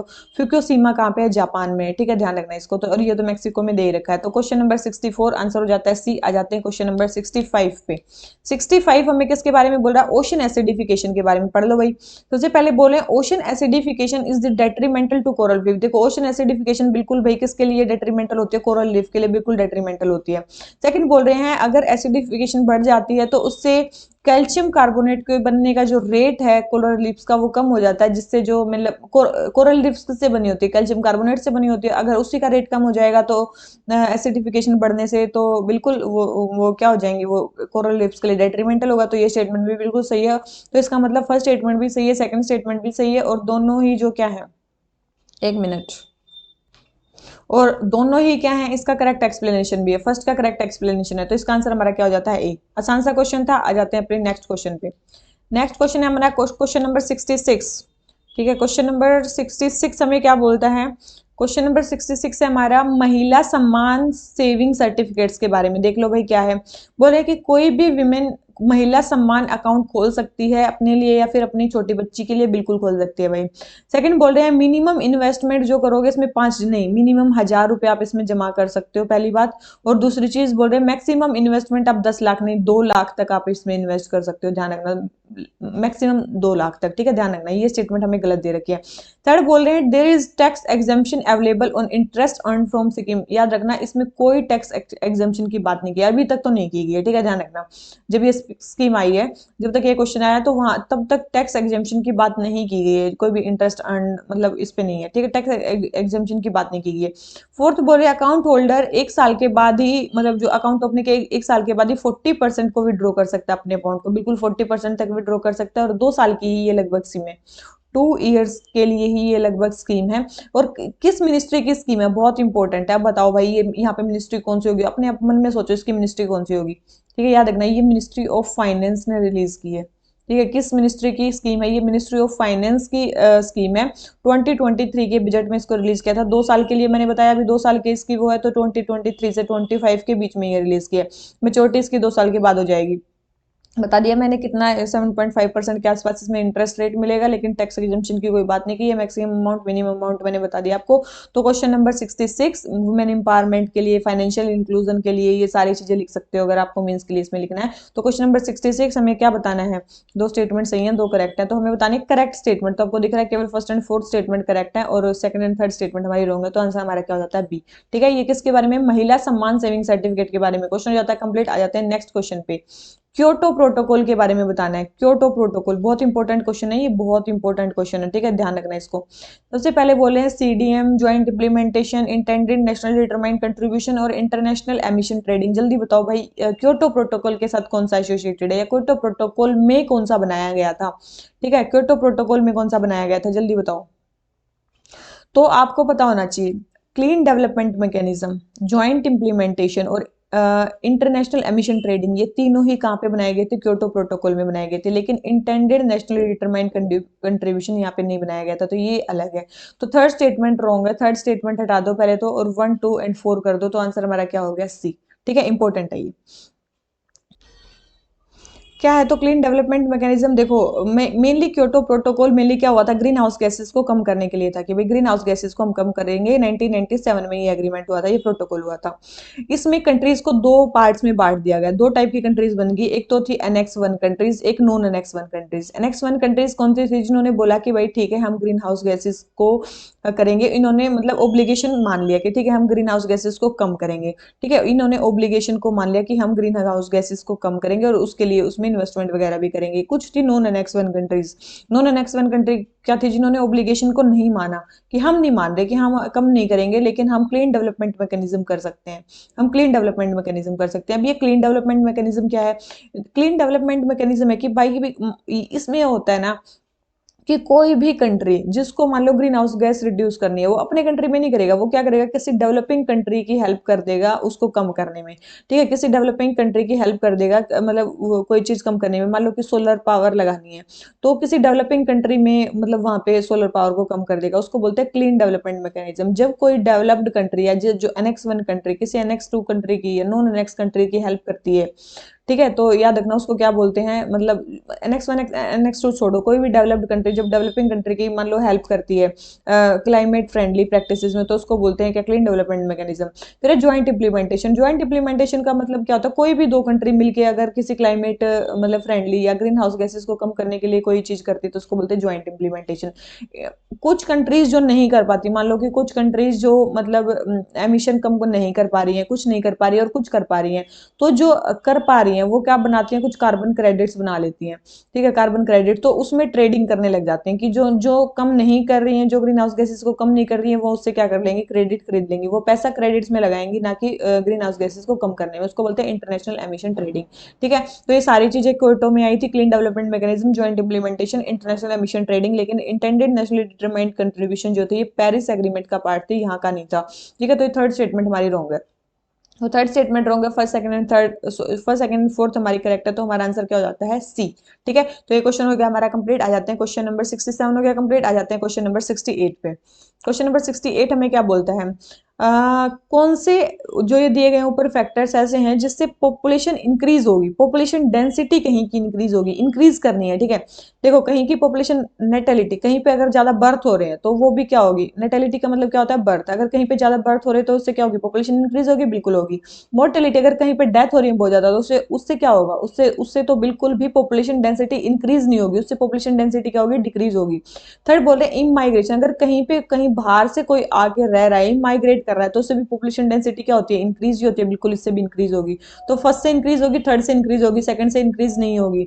तो हमें बताना है किससे इंक्रीज होगी, तो केवल दो से इंक्रीज होगी, इससे इंक्रीज नहीं होगी। तो क्वेश्चन नंबर 68 हमारा आंसर क्या हो जाता है, बी, ठीक है। आगे समझ में। तो हमारा ये क्वेश्चन नंबर 68 हो गया कंप्लीट। आ जाते हैं अपने नेक्स्ट क्वेश्चन पे। नेक्स्ट क्वेश्चन हमें क्या बोलता है, क्वेश्चन नंबर 69, क्वेश्चन नंबर 69 और ठीक है, क्वेश्चन नंबर 69। तो हमारा क्वेश्चन नंबर 69 एसडीजीज के बारे में, कौन सा एसडीजी नंबर का क्या गोल है। सबसे पहले एसडीजी 3, तो आप जेंडर इक्वालिटी, आप सभी को पता है जेंडर इक्वालिटी किस में आता है, एसडीजी 5 में आता है, तो ये स्टेटमेंट तो रॉन्ग है कि एसडीजी 3 में आता है, ठीक है। फर्स्ट स्टेटमेंट तो बिल्कुल रॉन्ग है। एसडीजी 3 में क्या आता है, जल्दी बताओ। एसडीजी 9 बोल रहे हैं access to clean energy, clean energy किस में आता है, आप सभी को पता है क्लीन एनर्जी वाला जो है वो एसडीजी 7 में आता है, ना कि एसडीजी 9 में आता है। फिर है हमारा ये सस्टेनेबल सिटीज वाला, आप सभी को पता है एसडीजी 11 में आती है सस्टेनेबल सिटीज। फिर आता है piece justice and strong institution, ये आता है 16 में। ये किस में आता है, 16 में। तो आप सभी को पता है 16 वाला तो बिल्कुल सही दे रखा है, एक पेयर तो सही दे रखा है, लेकिन ये और तीनों पेयर जो है वो हमारे रॉन्ग दे रखे हैं। तो क्वेश्चन नंबर 69 हमें बताना है क्या करेक्टली मैच्ड पेयर कौन सा है, तो केवल एक पेयर जो है वो हमारा इसमें क्या है, करेक्टली मैच्ड है, ठीक है। आगे समझ में। अब आ जाता है हमारा नेक्स्ट। देखो ये तो हो गया हमारे चार आपने कर लिए कि जेंडर इक्वालिटी के लिए फिफ्थ है, क्लीन एनर्जी के लिए सेवन है, सस्टेनेबल सिटीज के लिए 11 है, peace and justice and strong institution के लिए 16 है। अब क्या नाम लेते हैं एसडीजी 3 किसके लिए, गुड हेल्थ एंड वेलबींग के लिए, तो ये हेल्थ के लिए कौन सा है एसडीजी 3। एसडीजी 9 किसके लिए है, इंडस्ट्री इनोवेशन एंड इंस्टीट्यूशंस के लिए, तो ये इंडस्ट्री के लिए कौन सा है एसडीजी 9। एसडीजी 13 किसके लिए, क्लाइमेट एक्शन के लिए, बहुत इंपॉर्टेंट है ध्यान रखना, क्लाइमेट एक्शन जो करना है वो उसमें कौन सा है ये 13। तो देखो कितने आपको याद हो गए, 7 जो एसडीजीज हैं वो आपको याद हो गए, ठीक है 17 में से 7 एसडीजी आपको याद हो गए, तो ये कम से कम ये पहले याद कर लो, ठीक है उसके बाद बचे हुए याद कर लेना। और नो पॉवर्टी जीरो हंगर तो आपको पता होगा, नो पॉवर्टी और जीरो हंगर 1 और 2 वाले, ठीक है 3 भी आपको याद हो गया, फिफ्थ भी आपको याद हो गया, ठीक है फोर्थ वाला भी याद कर लेना। तो ये ऐसे ऐसे आपको एसडीजी सारे क्या कर लेने, याद कर लेने, ठीक है पहले नो पॉवर्टी, फिर जीरो हंगर, उसके बाद क्या आ गया हमारा health and good health and wellbeing, उसके बाद हमारी आ गई एजुकेशन, ठीक है फोर्थ पे क्या आ जाती है हमारी, याद रखना फोर्थ पे क्वालिटी एजुकेशन आ जाती है, क्या आ जाती है क्वालिटी एजुकेशन, ध्यान रखना, तो ये फोर्थ पे आ जाती है। तो ये है हमारे क्या एसडीजीज, ध्यान रखना इसको। तो क्वेश्चन नंबर 69 आंसर हो जाता है ए। आ जाते हैं क्वेश्चन नंबर 70 पे। 70 हमें क्या बोलता है, बायो हेरिटेज साइट्स के बारे में, कल ही क्वेश्चन कराया था, जल्दी बताना, ठीक है बायो हेरिटेज साइट के बारे में क्वेश्चन गलत नहीं होना चाहिए। सबसे पहले सेंट्रल गवर्नमेंट जो है लोकल बॉडी से कंसल्ट करके बायोडाइवर्सिटी एक्ट के अंडर जो है बायो हेरिटेज साइट को डिक्लेयर करती है। तो आप सभी को पता है बायोडाइवर्सिटी एक्ट के अंडर बायो हेरिटेज साइट को डिक्लेयर किया जाता है, लेकिन central government local sorry central नहीं सॉरी स्टेट गवर्नमेंट जो है वो लोकल गवर्नमेंट्स के साथ मतलब डिसाइड करके ये बताती है कि मतलब बायो हेरिटेज साइट बनानी है कि नहीं बनानी है। तो ये स्टेटमेंट हमारी बिल्कुल रॉन्ग है, बिल्कुल बायोडाइवर्सिटी एक्ट के अंडर बनती हैं बायो हेरिटेज साइट बनती हैं, लेकिन स्टेट गवर्नमेंट बनाती है ना कि सेंट्रल गवर्नमेंट, तो ये स्टेटमेंट हमारी रॉन्ग होगी। सेकंड बोल रहे हैं नालूर टैमरिंड ग्रुव, बिल्कुल आपको बताया था ये बेंगलोर में है और ये इंडिया की फर्स्ट बायो हेरिटेज साइट है, बिल्कुल भाई इंडिया की फर्स्ट बायो हेरिटेज साइट जो है वो नेलूर टैमरिंड ग्रुव है, बिल्कुल सही स्टेटमेंट है ये, बिल्कुल वो है। टोटल 36 बायो हेरिटेज साइट है, याद रखना। तो question number 70 first statement wrong है, second statement sorry first statement wrong है, सेकंड स्टेटमेंट करेक्ट है, तो हमें बताने करेक्ट स्टेटमेंट, तो हमारी सेकंड स्टेटमेंट करेक्ट है, तो हमारा आंसर क्या हो जाता है बी, ठीक है आंसर हमारा क्या हो जाता है बी। अब ये देखो भाई ये है हमारी क्या है बायो हेरिटेज साइट्स, क्या है हमारी बायो हेरिटेज साइट्स हैं सारी, ठीक है बायो हेरिटेज साइट्स में कौन कौन सा आता है, कुछ फेमस बायो हेरिटेज साइट्स हैं इसमें, कुछ फेमस बायो हेरिटेज साइट्स हैं जैसे कि कुछ तो आपको याद हो जाएंगी, जैसे कि यहाँ पे हिमाचल की जो है जैसे कि सुराल भाटोरी, ठीक है एक है सुराल भाटोरी, ठीक है एक बर्च पाइन वाली, ठीक है ये आपको याद हो जाएंगे, ठीक है सेक्रेड ग्रूव, ये दो वाली, ठीक है। अब कुछ हैं इधर वाली असम वाली नॉर्थ ईस्ट वाली जो मतलब जो है ना ये बायो हेरिटेज साइट, ये आपको याद करनी काफी ज्यादा है, जैसे कि एक तो बोरजुली राइस साइट, कहाँ पे है असम में, बोरजुली कहाँ पे है असम में है, एक हैजोंग टोरटाइज लेक कहाँ पे है असम में है, हाजोंग टोरटाइज लेक कहाँ पे असम में, मजूली असम में है। तो ये सारी क्या बायो हेरिटेज साइट है असम में, ठीक है। इसके अलावा दियालोंग विलेज कहाँ पे है, मणिपुर में, अभी मणिपुर की बहुत ज्यादा न्यूज है, तो यहाँ पे कोई बायो हेरिटेज साइट है, यस कौन सी है, दियालोंग विलेज कहाँ पे है, मणिपुर में। इसके अलावा त्रिपुरा में भी है एक, त्रिपुरा में है दो, ये देखिए चार दे रखी है, ठीक है नीचे दिख रही है कि चार पांच दे रखी है। तो त्रिपुरा में बहुत सारी बायो हेरिटेज साइट है, उनाकोटी त्रिपुरा, बारामूरा वाटरफॉल कहाँ पे है, त्रिपुरा में है, सियाचरी केव्स, दाबेरी चामुरा, बेटिल सिप जो भी है ये सारी कहाँ पे है, त्रिपुरा में है, ठीक है। इसके अलावा जो चिल्कागढ़, चिल्कीगढ़, ठीक है कनक दुर्गा, ये कहाँ पे है, वेस्ट बंगाल में। तो ये बहुत सारी ऐसी साइट्स हैं जो काफी ज्यादा इंपॉर्टेंट है, ठीक है जो काफी ज्यादा इंपॉर्टेंट है। और ये नीचे देखो, ये नीचे छोड़ देना भाई, किसी भी कोचिंग का हो, ठीक है भूल जाना इसको, ठीक है हमें कोचिंग से मतलब नहीं है, हमें अपने टेक्स्ट से मतलब, ठीक है। एक ये फेमस है यहाँ पे तमिलनाडु में अरीटा पट्टी बायो हेरिटेज साइट, बहुत इंपॉर्टेंट है याद रखना अरीटा पट्टी, ठीक है काफी इंपॉर्टेंट है। इसके अलावा महेंद्रगिरी अभी रिसेंटली ऐड हुई थी उड़ीसा में, महेंद्रगिरी उड़ीसा में अभी ऐड हुई थी, और एक यहाँ पे उड़ीसा में एक और जगह है मदारसू, मदासारू, ठीक है मदासारू उड़ीसा में है, और एक महेंद्रगिरी हिल्स, ये दो उड़ीसा की हमारी ऐड हुई है। अभी हमने पढ़ा नालार टेमरिंड बेंगलुरु में, ठीक है ये पहली बायो हेरिटेज साइट थी सबसे पहली, ठीक है। असरामान कहाँ पे है, केरला में, बहुत इंपॉर्टेंट है ये जो मैं नाम बता रही हूँ ना इनके आप पता चले। नारो हिल्स, गारो हिल्स सुना था ना, नारो हिल्स कहाँ पे है, एमपी में, याद रखना ये बायो हेरिटेज साइट में है, नारो हिल्स, गारो नहीं नारो हिल्स, ठीक है। एक है तो ये तो चलो ठीक है, घड़ियाल रिहैबिलिटेशन सेंटर, ये भी एक बायोहेरिटेज साइट में आता है, यूपी में है। ठीक है, ये कुछ कुछ बहुत है ना इंपॉर्टेंट है, इसके अलावा जो आपको दिखे ना इंपॉर्टेंट और वो आप अपना लगा लेना। ठीक है, ये कुछ फेमस थी, टोटल 36 है। ठीक है, कुछ के फेमस फेमस के नाम आप याद कर लेना। ठीक है, तो ये क्वेश्चन हो जाता है हमारा कंप्लीट। आ जाते हैं अपने नेक्स्ट क्वेश्चन पे। ठीक है, तो क्वेश्चन नंबर 70 हो गया हमारा कंप्लीट। आ जाते हैं क्वेश्चन नंबर 71 पे। क्वेश्चन नंबर 71 हमें क्या बोलता है? क्वेश्चन नंबर 71 है हमारा इकोलॉजिकल पिरामिड्स के बारे में। देख लेते हैं भाई, बोल रहे हैं कि सबसे पहले क्वेश्चन पढ़ लो। कौन से पिरामिड्स जो हैं जो कभी भी इन्वर्ट नहीं हो सकता, जो हमेशा अपराइट होगा? तो आप सभी को पता है एक ही ऐसा है जो कभी भी वो नहीं होता, इन्वर्ट नहीं होता, वो हमेशा अपराइट रहता है। वो कौन सा? एनर्जी का पिरामिड। क्योंकि ये अपराइट हमेशा क्यों रहता है? क्योंकि हमेशा लोअर लेवल पे एनर्जी हमेशा सबसे ज्यादा होती है और हमेशा नेक्स्ट लेवल पे जो एनर्जी ट्रांसफर होती है वो 10% एनर्जी ट्रांसफर होती है। अगर केवल 10% ही एनर्जी ट्रांसफर होगी तो हमेशा ये एनर्जी का कर्व हमेशा क्या रहेगा? अपराइट रहेगा, कभी भी ये इन्वर्ट नहीं हो सकता। तो केवल एक ही है जो इसमें कभी भी इन्वर्ट नहीं हो सकता, पहले दो तो हो सकते हैं, जैसे कि नंबर है। क्या नंबर का पिरामिड कभी भी मतलब वो हो सकता है, क्या बोलते हैं, इन्वर्ट हो सकता है? बिल्कुल हो सकता है। नंबर का पिरामिड उल्टा कैसे कब हो सकता है? नंबर का पिरामिड उल्टा हो सकता है, जैसे कि आप मान लो कि कोई ट्री है, ट्री मान लो। ठीक है, ट्री है, उस पे बहुत सारे कुछ वो रहते हैं, तो ये जो ट्री का पिरामिड है ये इन्वर्ट हो सकता है।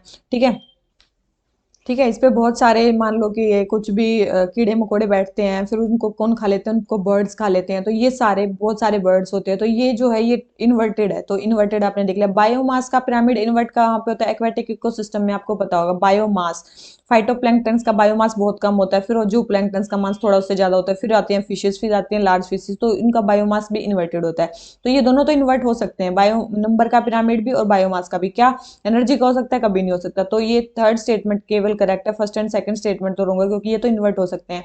तो क्वेश्चन नंबर 71 हमारा आंसर हो गया ए। आ जाते हैं किस पे? क्वेश्चन नंबर 72 पे। ठीक है, क्वेश्चन नंबर 72 पे, 1 सेकेंड गाइज।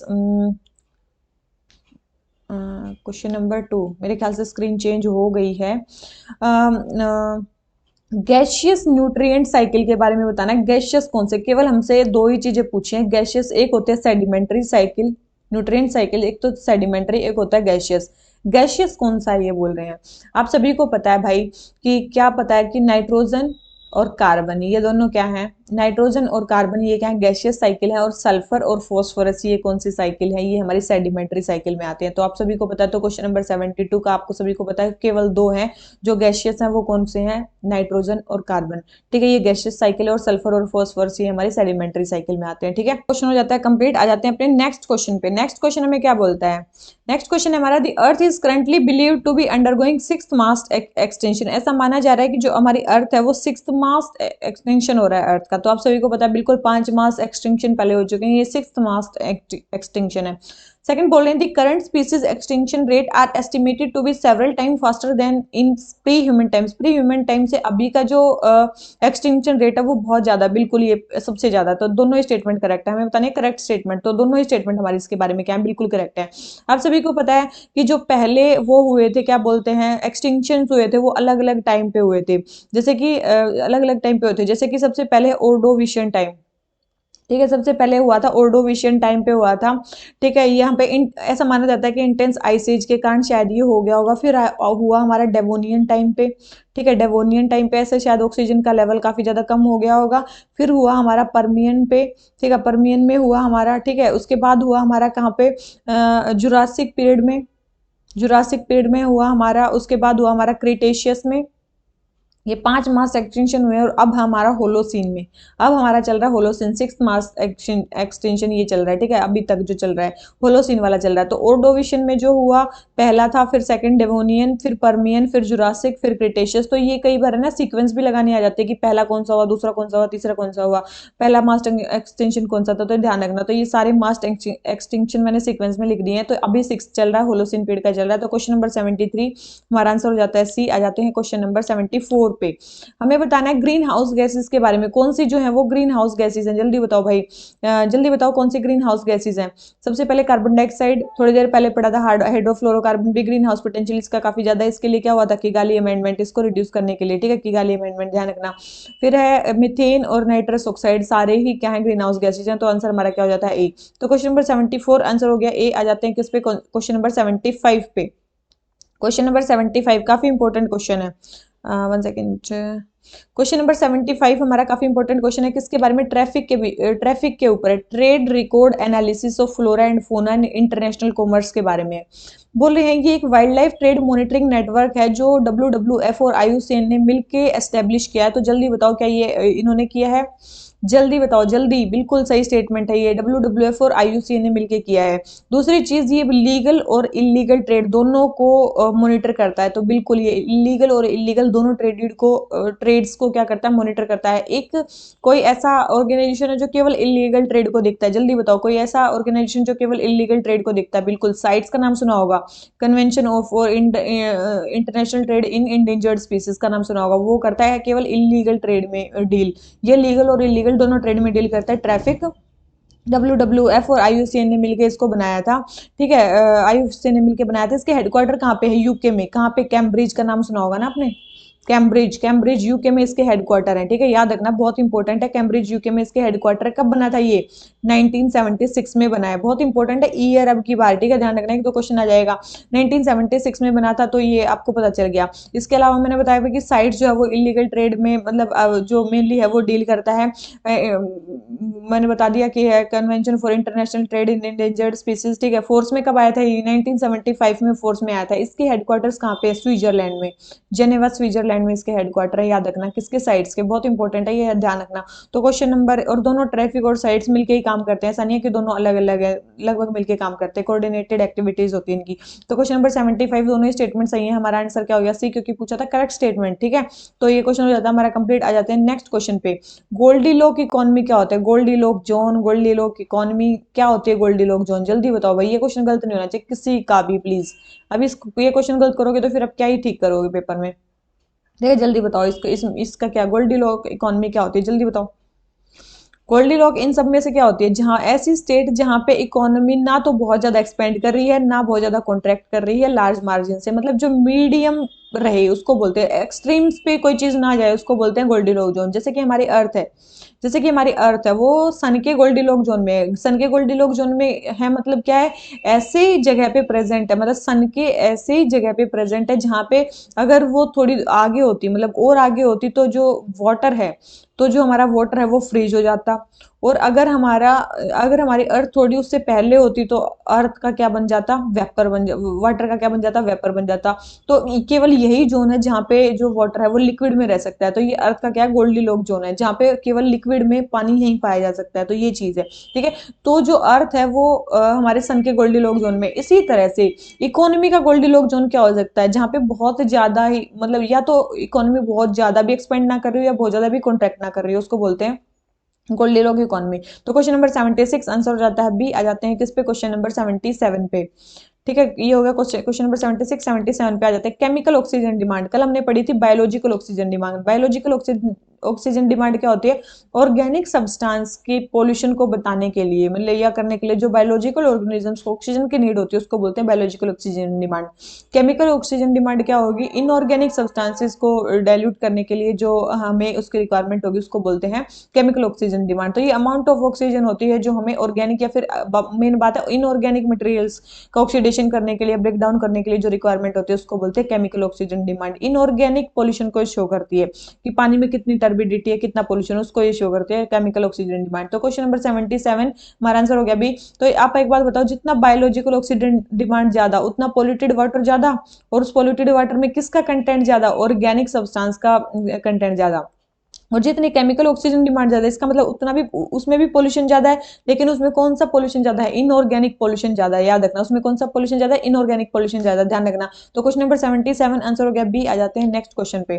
नेक्स्ट क्वेश्चन है क्वेश्चन नंबर 78। हमें बताना है वाइल्ड लाइफ सेंचुरी के बारे में। कल भी ये क्वेश्चन हुआ था। ठीक है, कल भी ये क्वेश्चन हुआ था। क्वेश्चन नंबर 78 बताना है हमें, वाइल्ड लाइफ सेंचुरीज के बारे में बताना है। ठीक है, सबसे पहले ये एक प्रोटेक्टेड एरिया है जहां पे रेयर और इंडेंजर्ड स्पीसीज इंकरेज की जाती हैं ह्यूमन कंट्रोल इन्वायरमेंट में, मतलब रिस्ट्रिक्टेड सेटिंग में ह्यूमन कंट्रोल इन्वायरमेंट में रहने की, मतलब ये वहां, मतलब उस एरिया को प्रोटेक्ट किया जाता है। तो बिल्कुल सही स्टेटमेंट है भाई, उस एरिया को प्रोटेक्ट किया जाता है। किस एक्ट के under? Wild life protection act के अंडर वाइल्ड लाइफ सेंचुरीज जो है वो प्रोटेक्टेड है।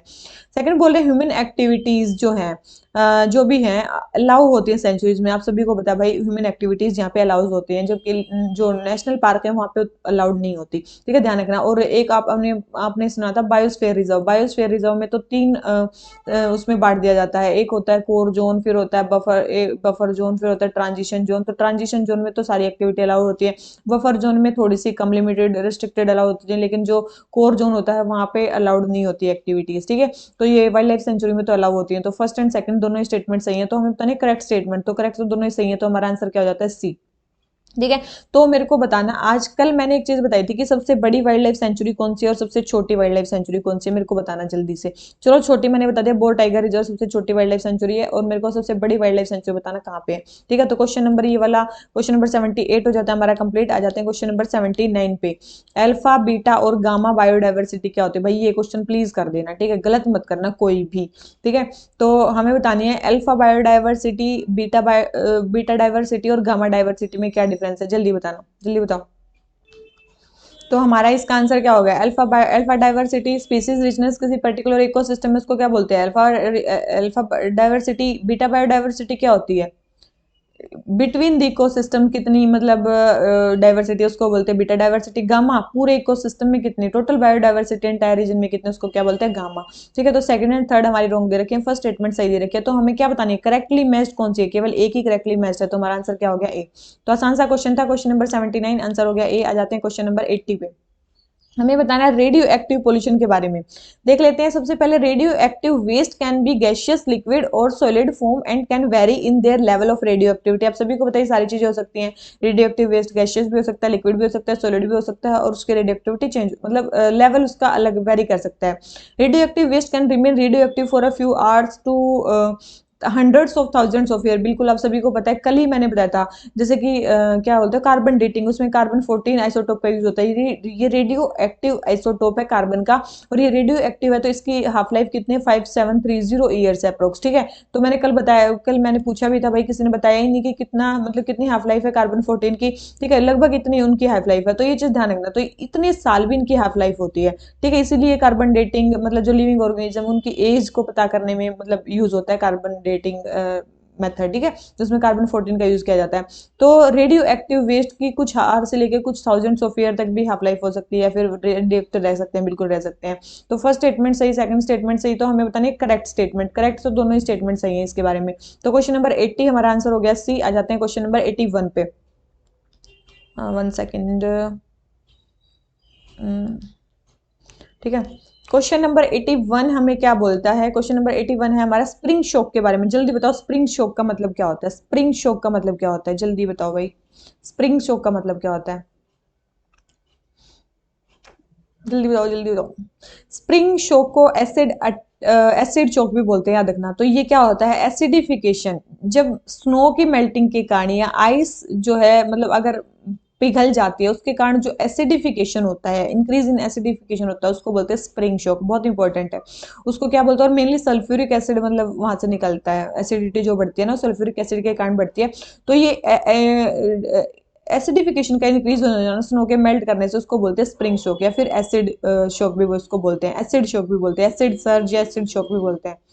तो याद रखना एसिड शॉक या एसिड सर्ज भी बोलते हैं इसको। जब आप एसिड शॉक या एसिड सर्ज याद रखोगे ना, एसिड सर्ज, तो आपको ये मतलब इसकी डेफिनेशन भी याद रहेगी, तो ध्यान रखना। ठीक है, तो स्प्रिंग शॉक क्या होता है, एसिडिटी का इंक्रीज हो जाना जब मेल्ट होए ये क्या बोलते हैं आइस, तो उसको बोलते हैं। तो क्वेश्चन नंबर 81 हमारा आंसर हो गया डी। आ जाते हैं नेक्स्ट क्वेश्चन पे। हमें बताना है कौन सी ऐसी बॉडी है इंडिया में जो स्टैंडर्ड या गाइडलाइन सेट करती है नॉइज पोल्यूशन के लिए। नॉइज पोल्यूशन के लिए कौन सी कंट्रोल करती है भाई, जल्दी बताओ, नॉइज पोल्यूशन के लिए कौन सी करती है, जल्दी जल्दी जल्दी। आज हमने पढ़ी भी ये बॉडी कौन सी करती है, central pollution control board. Central pollution control board करती है, किस एक्ट के अंडर बनी है, वाटर एक्ट के अंडर बनी है। बहुत इंपॉर्टेंट बॉडी है, किसके अंडर बनी है, वाटर एक्ट के अंडर बनी है।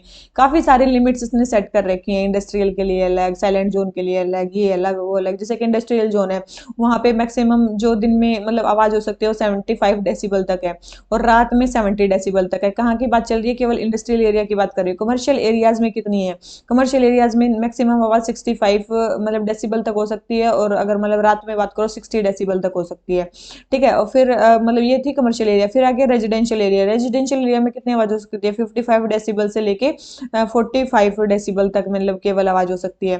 ठीक है, इसके अलावा साइलेंट जोन। साइलेंट जोन में कितनी होती है? 50 डेसिबल से लेके 40 डेसिबल तक की आवाज हो सकती है। ठीक है, वहां पे पी पी पू पू आपको नहीं करना होता। तो ये सारी चीजें हैं जो मतलब जो जिसमें मतलब नॉइज पोल्यूशन के स्टैंडर्ड्स को बांटा गया। तो ये कौन करता है? सीपीसीबी करता है। तो क्वेश्चन नंबर 82 हमारा आंसर हो गया सी। आ जाते हैं किस पे? क्वेश्चन नंबर 83 पे। हमें बताना है स्मोक के बारे में। दो टाइप के स्मोक होते हैं, एक होता है फोटोकेमिकल स्मोक, एक होता है हमारा, एक होता है इसी को हमारा फोटोकेमिकल स्मोक को मतलब फोटोकेमिकल स्मोक का दूसरा नाम क्या है? लॉस एंजलिस स्मोक भी इसको बोलते हैं। किस कौन सा? लॉस एंजलिस स्मोक भी इसको बोलते हैं। ठीक है, एक हमारा दूसरा स्मोक होता है जिसको बोलते हैं सल्फर स्मोक। सल्फर स्मोक, ठीक है, सल्फर स्मोक या इसी को लंदन स्मोक भी बोलते हैं। इसी को लंदन स्मोक भी बोलते हैं, बहुत इंपॉर्टेंट है, याद रखना। ठीक है, तो लंदन स्मोक किसको बोलते हैं? सल्फर स्मोक को बोलते हैं। फोटोकेमिकल स्मोक किसको बोलते हैं? लॉस एंजलिस स्मोक को बोलते हैं। और फोटोकेमिकल स्मोक में एक तो लाइट और एक व्हीकल्स के जो एग्जॉस्ट से जो चीजें निकलती है वो काफी ज्यादा इंपॉर्टेंट है। सबसे पहले ये ऑक्सीडाइजिंग स्मोक है बिल्कुल, और ये वाला जो है वो रिड्यूसिंग टाइप का है। ठीक है, याद रखना, ये टाइप का रिड्यूसिंग टाइप का है, ये ऑक्सीडाइजिंग है बिल्कुल है। ये सेकेंडरी पोल्यूटेंट से बना होता है, जैसे कि ओजोन, नाइट्रेट वगैरह भी इसमें होते हैं, बिल्कुल होती हैं। It can be formed even in absence of oxygen. नहीं, इसलिए तो इसका नाम फोटो लिखा गया है। नहीं, इसमें लाइट की तो जरूरत होगी ही। तो थर्ड स्टेटमेंट रॉन्ग है, first and second statement correct है। तो हमारा आंसर क्या हो गया? सी। आगे समझ में कैसे ये क्वेश्चन हुआ? फोटोकेमिकल स्मोक के बारे में पूछा था, तो इसमें नाइट्रेट और क्या नाम लेते हैं, HNO3 और ओजोन तो इसमें है ही जरूरी फोटोकेमिकल स्मोक में। ऐसा ही सल्फर स्मोक है, रिड्यूसिंग स्मोक है, उसको लंदन स्मोक भी बोलते हैं। लंदन में ये आया था। ठीक है, तो उसमें सल्फर इंपॉर्टेंट है, तो ध्यान रखना। दो टाइप के स्मोक होते हैं, और स्मोक होता क्या है? स्मोक प्लस फोग को बोलते हैं स्मोग। ठीक है, तो याद रखना दो टाइप के होते हैं, फोटोकेमिकल और रिड्यूसिंग। ठीक है, तो क्वेश्चन नंबर 83 हमारा आंसर हो गया सी। आ जाते हैं क्वेश्चन नंबर 84 पे। क्वेश्चन नंबर 84 पे आ जाते हैं। ठीक है, क्वेश्चन नंबर 84 हमें क्या बोलता है? क्वेश्चन नंबर 84 हमें पूछ रहा है बायलैटरल एक्सरसाइज हमारी किस कंट्री के साथ होती है? सबसे पहले धर्मा गार्डियन, समुद्र शक्ति और ये अल मोहम्मद अल हिंदी, ये किसके साथ होती है? आप सभी को पता है जो हमारी धर्मा गार्डियन है वो किसके साथ होती है? सबको पता है भाई, जापान के साथ ही होती है। धर्मा गार्डियन किसके साथ होती है? हमारी जापान के साथ ही होती है, सबको पता है ये। इंडिया और जापान की होती है।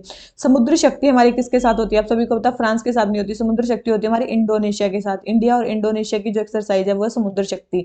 फिर है हमारी अल मोहम्मद अल हिंदी, ये हमारी किसके साथ होती है? सऊदी अरेबिया के साथ। किसके साथ? सऊदी अरेबिया के साथ, ना किसके साथ। तो ये चीज ध्यान रखनी है, सऊदी अरेबिया के साथ हमारी एक्सरसाइज है अल मोहम्मद अल हिंदी। तो यमन के साथ तो वैसे भी नहीं हो सकती, ये भी आप वैसे भी काट सकते हो। तो सेकंड और थर्ड स्टेटमेंट रॉन्ग होगी, फर्स्ट स्टेटमेंट करेक्ट है। तो हमें बताने करेक्टली मैच्ड पेयर, तो हमारा आंसर केवल ए सही है इसमें। ठीक है, तो कौन सी कंट्री के साथ कौन सी एक्सरसाइज होती है? आराम से क्वेश्चन हो जाएगा। क्वेश्चन नंबर 84 हमारा आंसर हो गया ए। आ जाते हैं क्वेश्चन नंबर 85 पे। ध्रुव एडवांस लाइट हेलीकॉप्टर के बारे में बताना है। सबसे पहले बोल रहे हैं इसको डीआरडीओ ने इंडिजिनियसली डेवलप किया, डिजाइन एंड डेवलप किया। तो आप सभी को पता है इसको डेवलप किया है HAL ने। किसने किया है? हिंदुस्तान एरोनॉटिक्स लिमिटेड ने, डीआरडीओ ने नहीं किया। तो हिंदुस्तान एरोनॉटिक्स लिमिटेड ने इसको डिजाइन एंड डेवलप किया है। तो फर्स्ट स्टेटमेंट तो रॉन्ग होगी। सेकंड, ये ऑल वेदर कंडीशन में ऑपरेट हो सकता है और बहुत सिविल और मिलिट्री रोल्स के लिए सर्टिफाइड है। दोनों स्टेटमेंट सही है। तो हमारा आंसर बताना है। क्वेश्चन नंबर 85 का आंसर क्या हो गया? केवल दो स्टेटमेंट सही है क्या? क्योंकि क्या पूछा था हमसे? सही स्टेटमेंट पूछी थी, गलत पूछी होती तो हमारा आंसर ए होता। अब हमारा आंसर बी है, तो ये आंसर चेंज हो जाएंगे, ध्यान रखना जब भी वो होगा। तो क्वेश्चन नंबर 85 हमारा आंसर हो गया बी। आ जाते हैं क्वेश्चन नंबर 86 पे। 86 हमें किसके बारे में बताना है? सस्टेनेबल डेवलप, मालथूशियन थ्योरी के बारे में बताना है। मालथूशियन थ्योरी के बारे में बताना है, पॉपुलेशन के बारे में इन्होंने कुछ थ्योरी दी थी। सबसे पहले बोल रहे हैं कि इन्होंने बोला था कि the human population grows in a geometric progression. Normally human population geometric progression में ग्रो करती है। सब्सिस्टेंस कैन ओनली ग्रो, जब जब सब्सिस्टेंस की बात होगी तो केवल अर्थमेटिक प्रोग्रेशन में ग्रो करेगी। बिल्कुल ये स्टेटमेंट सही है, ये मालथूशियन ने बोला था, ये बिल्कुल सही स्टेटमेंट। और ये इन्होंने अप्रोक्स कब 1798 के आसपास इन्होंने एक बुक पब्लिश की थी, उसमें इन्होंने ये लिखा था। सेकंड बोल रहे हैं the theory was proposed for the first time in limits to growth report in club of, देखो ये लिमिट टू ग्रोथ रिपोर्ट जो आई थी ये क्लब ऑफ रोम ने पब्लिश की थी 1972 में की थी। लेकिन ये जो मालथूशियन थ्योरी है तो बहुत पहले आ चुकी है। तो ये थ्योरी यहाँ पे फर्स्ट टाइम प्रपोज नहीं हुई, तो ये स्टेटमेंट रॉन्ग है। सेकंड स्टेटमेंट रॉन्ग है, फर्स्ट स्टेटमेंट करेक्ट है। तो हमें बताने करेक्ट स्टेटमेंट, तो करेक्ट स्टेटमेंट क्या होगी? केवल ए आंसर हमारा करेक्ट हो गया। मेरे ख्याल से आपको समझ में आ गया होगा, ये रिपोर्ट बाद में आई है और ये पहले आ गई है। ठीक है, तो क्वेश्चन नंबर 86 हमारा आंसर हो गया ए। आ जाते हैं क्वेश्चन नंबर 87 पे। ठीक है, क्वेश्चन नंबर 87 पे आ जाते हैं हम। एक सेकेंड। ठीक है, 87 हमें क्या बोलता है? रेडियो एक्टिव वेस्ट मैनेजमेंट के बारे में बात करनी है। रेडियो एक्टिव वेस्ट मैनेजमेंट के बारे में बोल रहे हैं protection of human health and environment. Reductive, ठीक है। Concern for future generation, establishing legal framework, waste minimisation, management, interdependency and safety of facilities. बोल रहे क्या करेक्ट है? अच्छा, प्रिंसिपल बताना, principle of radioactive waste management के बारे में बताना है। रेडियो एक्टिव वेस्ट मैनेजमेंट के प्रिंसिपल क्या क्या क्या है? ह्यूमन हेल्थ एंड एनवायरनमेंट को प्रोटेक्ट करना बिल्कुल हो सकता है, फ्यूचर जनरेशन के बारे में कंसर्न हो सकता है, लीगल फ्रेमवर्क को स्टैब्लिश करना हो सकता है, और वेस्ट मिनिमाइजेशन बिल्कुल हो सकता है। तो ये सारे ही बिल्कुल सही है, सारे ही प्रिंसिपल है रेडियो एक्टिव वेस्ट मैनेजमेंट के, बिल्कुल सारे ही सही है। तो हमारा आंसर क्या हो जाता है? डी। ठीक है, आसान सा क्वेश्चन था, क्वेश्चन नंबर 87, हमारा आंसर हो गया डी। आ जाते हैं नेक्स्ट क्वेश्चन पे। नेक्स्ट है हमारा, कौन से डेसिडुअस ट्रीज है? देखो भाई, अब की बार भी ये क्वेश्चन आया था, बहुत इंपॉर्टेंट है, अच्छे से कर लेना कौन कौन से होते हैं ना, एनसीईआरटी में जितने पेड़ हैं याद कर लेना उनको। ठीक है, अब आपको इन सब में से पता है भाई, इबोनी का जो ट्री है ना, ये कहाँ पे होता है? एवरग्रीन फॉरेस्ट में पाया जाता है। मैंने आप सभी ने सुना होगा, ट्रॉपिकल रेन फॉरेस्ट की ये है, इबोनी, महोगोनी, डाइवुड। ठीक है, तो ये जो इबोनी वाला है, ये बिल्कुल भी डेसिडुअस में नहीं पाया जाता। तो बैम्बू और मलबेरी ये पाए जाते हैं। ठीक है, तो केवल दो जो है वो डेसिडुअस हैं, लेकिन जो इबोनी वाला ये रेन फॉरेस्ट का है। तो क्वेश्चन नंबर 88 हमारा आंसर हो गया बी। आ जाते हैं क्वेश्चन नंबर 89 पे। हमें बताना है किसके बारे में? देवराय, देवगुड़ी, देवराहाटी, ये क्या है? देखो, अगर आपने एक बार भी पिछले साल की भी टेस्ट सीरीज की होगी ना, और मैं तो कहूँ जो भी टेस्ट मैं करवा रही हूँ ना, इसके साथ साथ पिछले साल के भी टेस्ट देख लो, या फिर उससे पिछले साल के देख लो, लगभग आपकी चीजें कंप्लीट हो जाएंगी। क्वेश्चन नंबर 89, ये क्या है? जल्दी बताओ भाई, ये गलत नहीं होना चाहिए। ये क्या है? याद रखना, ये क्या है? सैक्रेड ग्रूव्स है, बहुत इंपॉर्टेंट है। ये क्या है? सैक्रेड ग्रूव्स है। ठीक है, क्या है ये? सैक्रेड ग्रूव्स है, ध्यान रख लेना। तो क्वेश्चन नंबर ये वाला हो गया कंप्लीट हमारा। महाराष्ट्र में देवराइस बोला जाता है, महाराष्ट्र में क्या बोला जाता है? ग्रूव्स को देवराइस बोला जाता है, ध्यान रखना। तो महाराष्ट्र। ठीक है, तो क्वेश्चन नंबर 89 आंसर हो गया ए। आ जाते हैं क्वेश्चन नंबर 90 पे। हमें बताना है एक्स सीटू कंजर्वेशन अप्रोचेस कौन सी है? देखो, मैंने बताया था इन सीटू, इन सीटू मतलब जहां पे जो चीज है वहीं पे उसको प्रोटेक्ट करना। एक्स सीटू बाहर ले जाके उसको प्रोटेक्ट करना। सेक्रेड ग्रूव्स वहीं पे प्रोटेक्ट करते हैं, मतलब कोई फॉरेस्ट है उसी की पूजा करते हैं, उसको काटते नहीं है ये वो। तो ये तो क्या हो गया? इन सीटू हो गया। हमसे क्या पूछा है? एक्स सीटू पूछा है। बोटेनिकल गार्डन एक्स सीटू है, जूलॉजिकल पार्क एक्स सीटू है, वाइल्ड लाइफ सफारी पार्क ये भी क्या है? एक्स सीटू है, ध्यान रखना। तो ये तीनों ही क्या है? एक्स सीटू है। तो हमसे क्या पूछा है? एक्स सीटू ही पूछा है। तो इसमें से 3 एक्स सीटू है, एक इन सीटू है। तो 90 का आंसर हमारा क्या हो गया? सी। आसान सा क्वेश्चन था, क्वेश्चन नंबर 90 आंसर हो गया सी। आ जाते हैं क्वेश्चन नंबर 91 पे। क्वेश्चन नंबर 91 पे आ जाते हैं, तो हमें बताना है सोइल पोल्यूटेंट्स का मेजर सोर्स क्या है? सोइल पोल्यूशन का agriculture waste, fertiliser, pesticide, industrial waste और ई वेस्ट, सारे ही सोर्स हैं सोइल पोल्यूशन के। तो आंसर हमारा क्या हो जाता है? डी। इसमें को तो कोई क्वेश्चन था ही नहीं। क्वेश्चन नंबर 91 आंसर हो गया डी। आ जाते हैं क्वेश्चन नंबर 92 पे। हमें बताना है गम अरेबिक, एक मतलब आपको ड्रिंक्स में यूज होती है, कैंडी इंडस्ट्री में यूज होती है, कहाँ से निकलती है? बहुत इंपॉर्टेंट है, नाम भी आया देखो, जल्दी बताओ, गम अरेबिक कहाँ से निकलती है? तो ये कहाँ से निकलती है? अकेशिया ट्री से निकलती है, ध्यान रखना। कहाँ से निकलती है? अकेशिया ट्री से निकलती है। और मोस्टली ये कहीं पे पाई जाती है? साहेल रीजन, आपने सुना होगा ना, अफ्रीका का साहेल रीजन, वहां पे पाई जाती है। और उसमें भी सबसे ज्यादा सूडान में, 80% सूडान में ही पाई जाती है। तो ध्यान रखना, गम अरेबिक। तो क्वेश्चन नंबर 92 आंसर हो गया सी। आ जाते हैं क्वेश्चन नंबर 93 पे। हमें बताना है किसके बारे में? Nagarjuna Sagar Shri slam tiger reserve के बारे में, कि वहां पे कौन सी ट्राइब जो है वो टाइगर्स को वहां पे प्रोटेक्ट करती है। ठीक है, वहां पे कौन से? तो आपको सभी को पता होगा भाई, मालधारी ट्राइब कहाँ पे है? गुजरात में। आपने नाम भी सुना होगा मालधारी ट्राइब्स का, गुजरात में पाई जाती है। ठीक है, तो मालधारी ट्राइब्स तो अलग है। ठीक है, ये कहाँ? गुजरात में पाई जाती है। फिर है बेगुन ट्राइब, नागार्जुन सागर। फिर हमारी ये बेगुन ट्राइब, जो ये बुगुन ट्राइब है, ये कहाँ पे पाई जाती है? अरुणाचल में। तो ये श्री शैलम जो है, ये अरुणाचल में तो नहीं है। ठीक है, तो श्री शैलम टाइगर रिजर्व वहां पे तो नहीं है। फिर हमारी चेंचू ट्राइब, तो बिल्कुल सही स्टेटमेंट है, जो ये चेंचू ट्राइब है ना, ये टाइगर्स को प्रोटेक्ट करती है नागार्जुन सागर श्री शैलम टाइगर रिजर्व में। बहुत इंपॉर्टेंट है, याद रखना, ये है चेंचू ट्राइब। ठीक है, ठीक है, इसके बाद आगे ये होगी हमारी, तो ये है कुछ इंपॉर्टेंट ट्राइब्स। ठीक है, ठीक है, ये चेंचू ट्राइब कहाँ पे पाई जाती है? आंध्र प्रदेश में। ठीक है, आंध्र प्रदेश में पाई जाती है, वहां पे ये प्रोटेक्ट करती है टाइगर्स को। ठीक है, और ये जो ये मैंने जो बुगुन बताया ना, यहाँ पे बुगुन एक बर्ड का भी नाम है, बुगुन लियोचिडा कुछ है, लियोचिला कुछ ऐसा नाम है। ठीक है, बुगुन लियोचिला, बुगुन लियोचिला। तो ये बर्ड का भी नाम अगर आ जाए, बुगुन लियोचिला किसका नाम है? कि एक बर्ड है और ये क्रिटिकली इंडेंजर्ड बर्ड है, बहुत इंपॉर्टेंट है, क्रिटिकली इंडेंजर्ड बर्ड है। ठीक है, तो एक ट्राइब के नाम पे इसका नाम है, और ये कहाँ पे पाई जाती है? अरुणाचल में ट्राइब पाई जाती है। कुछ कुछ चीजें ध्यान रख लेना। क्वेश्चन नंबर 93 हमारा आंसर हो गया सी। आ जाते हैं क्वेश्चन नंबर 94 पे। हमें बताना है, बोल रहे हैं कि किस इंटरेक्शन में कम से कम जो एक स्पीसीज है वो तो डेफिनेटली हार्म होगी, एक का तो नुकसान होगा ही होगा। जल्दी बताओ भाई, किसमें किसका एक का नुकसान होगा ही होगा? ठीक है, जल्दी बताओ, किसमें एक का नुकसान जो है वो होगा ही होगा? देखो कैटल इग्रेट आपने पढ़ा होगा और ग्रेजिंग कैटल सुना होगा, इसमें किसी का भी नुकसान नहीं होता। कैटल इग्रेट या फिर ग्रेजिंग कैटल किसी में से भी एक का भी नुकसान नहीं होता, एक को फायदा होता है और इसमें किसी का फायदा नहीं होता। ठीक है, ये कॉमन सलेज्म का एग्जांपल है, तो सेकंड स्टेटमेंट तो किसी का नुकसान नहीं हो रहा है। ठीक है, क्लोन फिश और सी एनिमोन, आप सभी को पता है क्लोन फिश और सी एनिमोन।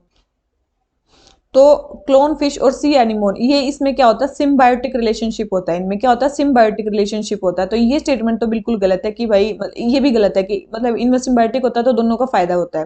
ठीक है, अब आगे हमारा कस्कूटा ग्रोइंग ऑन हेज प्लांट। बिल्कुल, कस्कूटा एक पैरासाइटिक प्लांट होता है जिसमें हेज प्लांट का तो नुकसान ही है। तो फर्स्ट स्टेटमेंट हमारी बिल्कुल सही हो जाती है कि भाई डेफिनेटली एक चीज तो इसमें हार्म होगी। तो क्वेश्चन नंबर 94 हमारा आंसर क्या हो जाता है, ए, जिसमें एक चीज तो हार्म होती है क्योंकि ये पैरासाइटिक रिलेशनशिप है।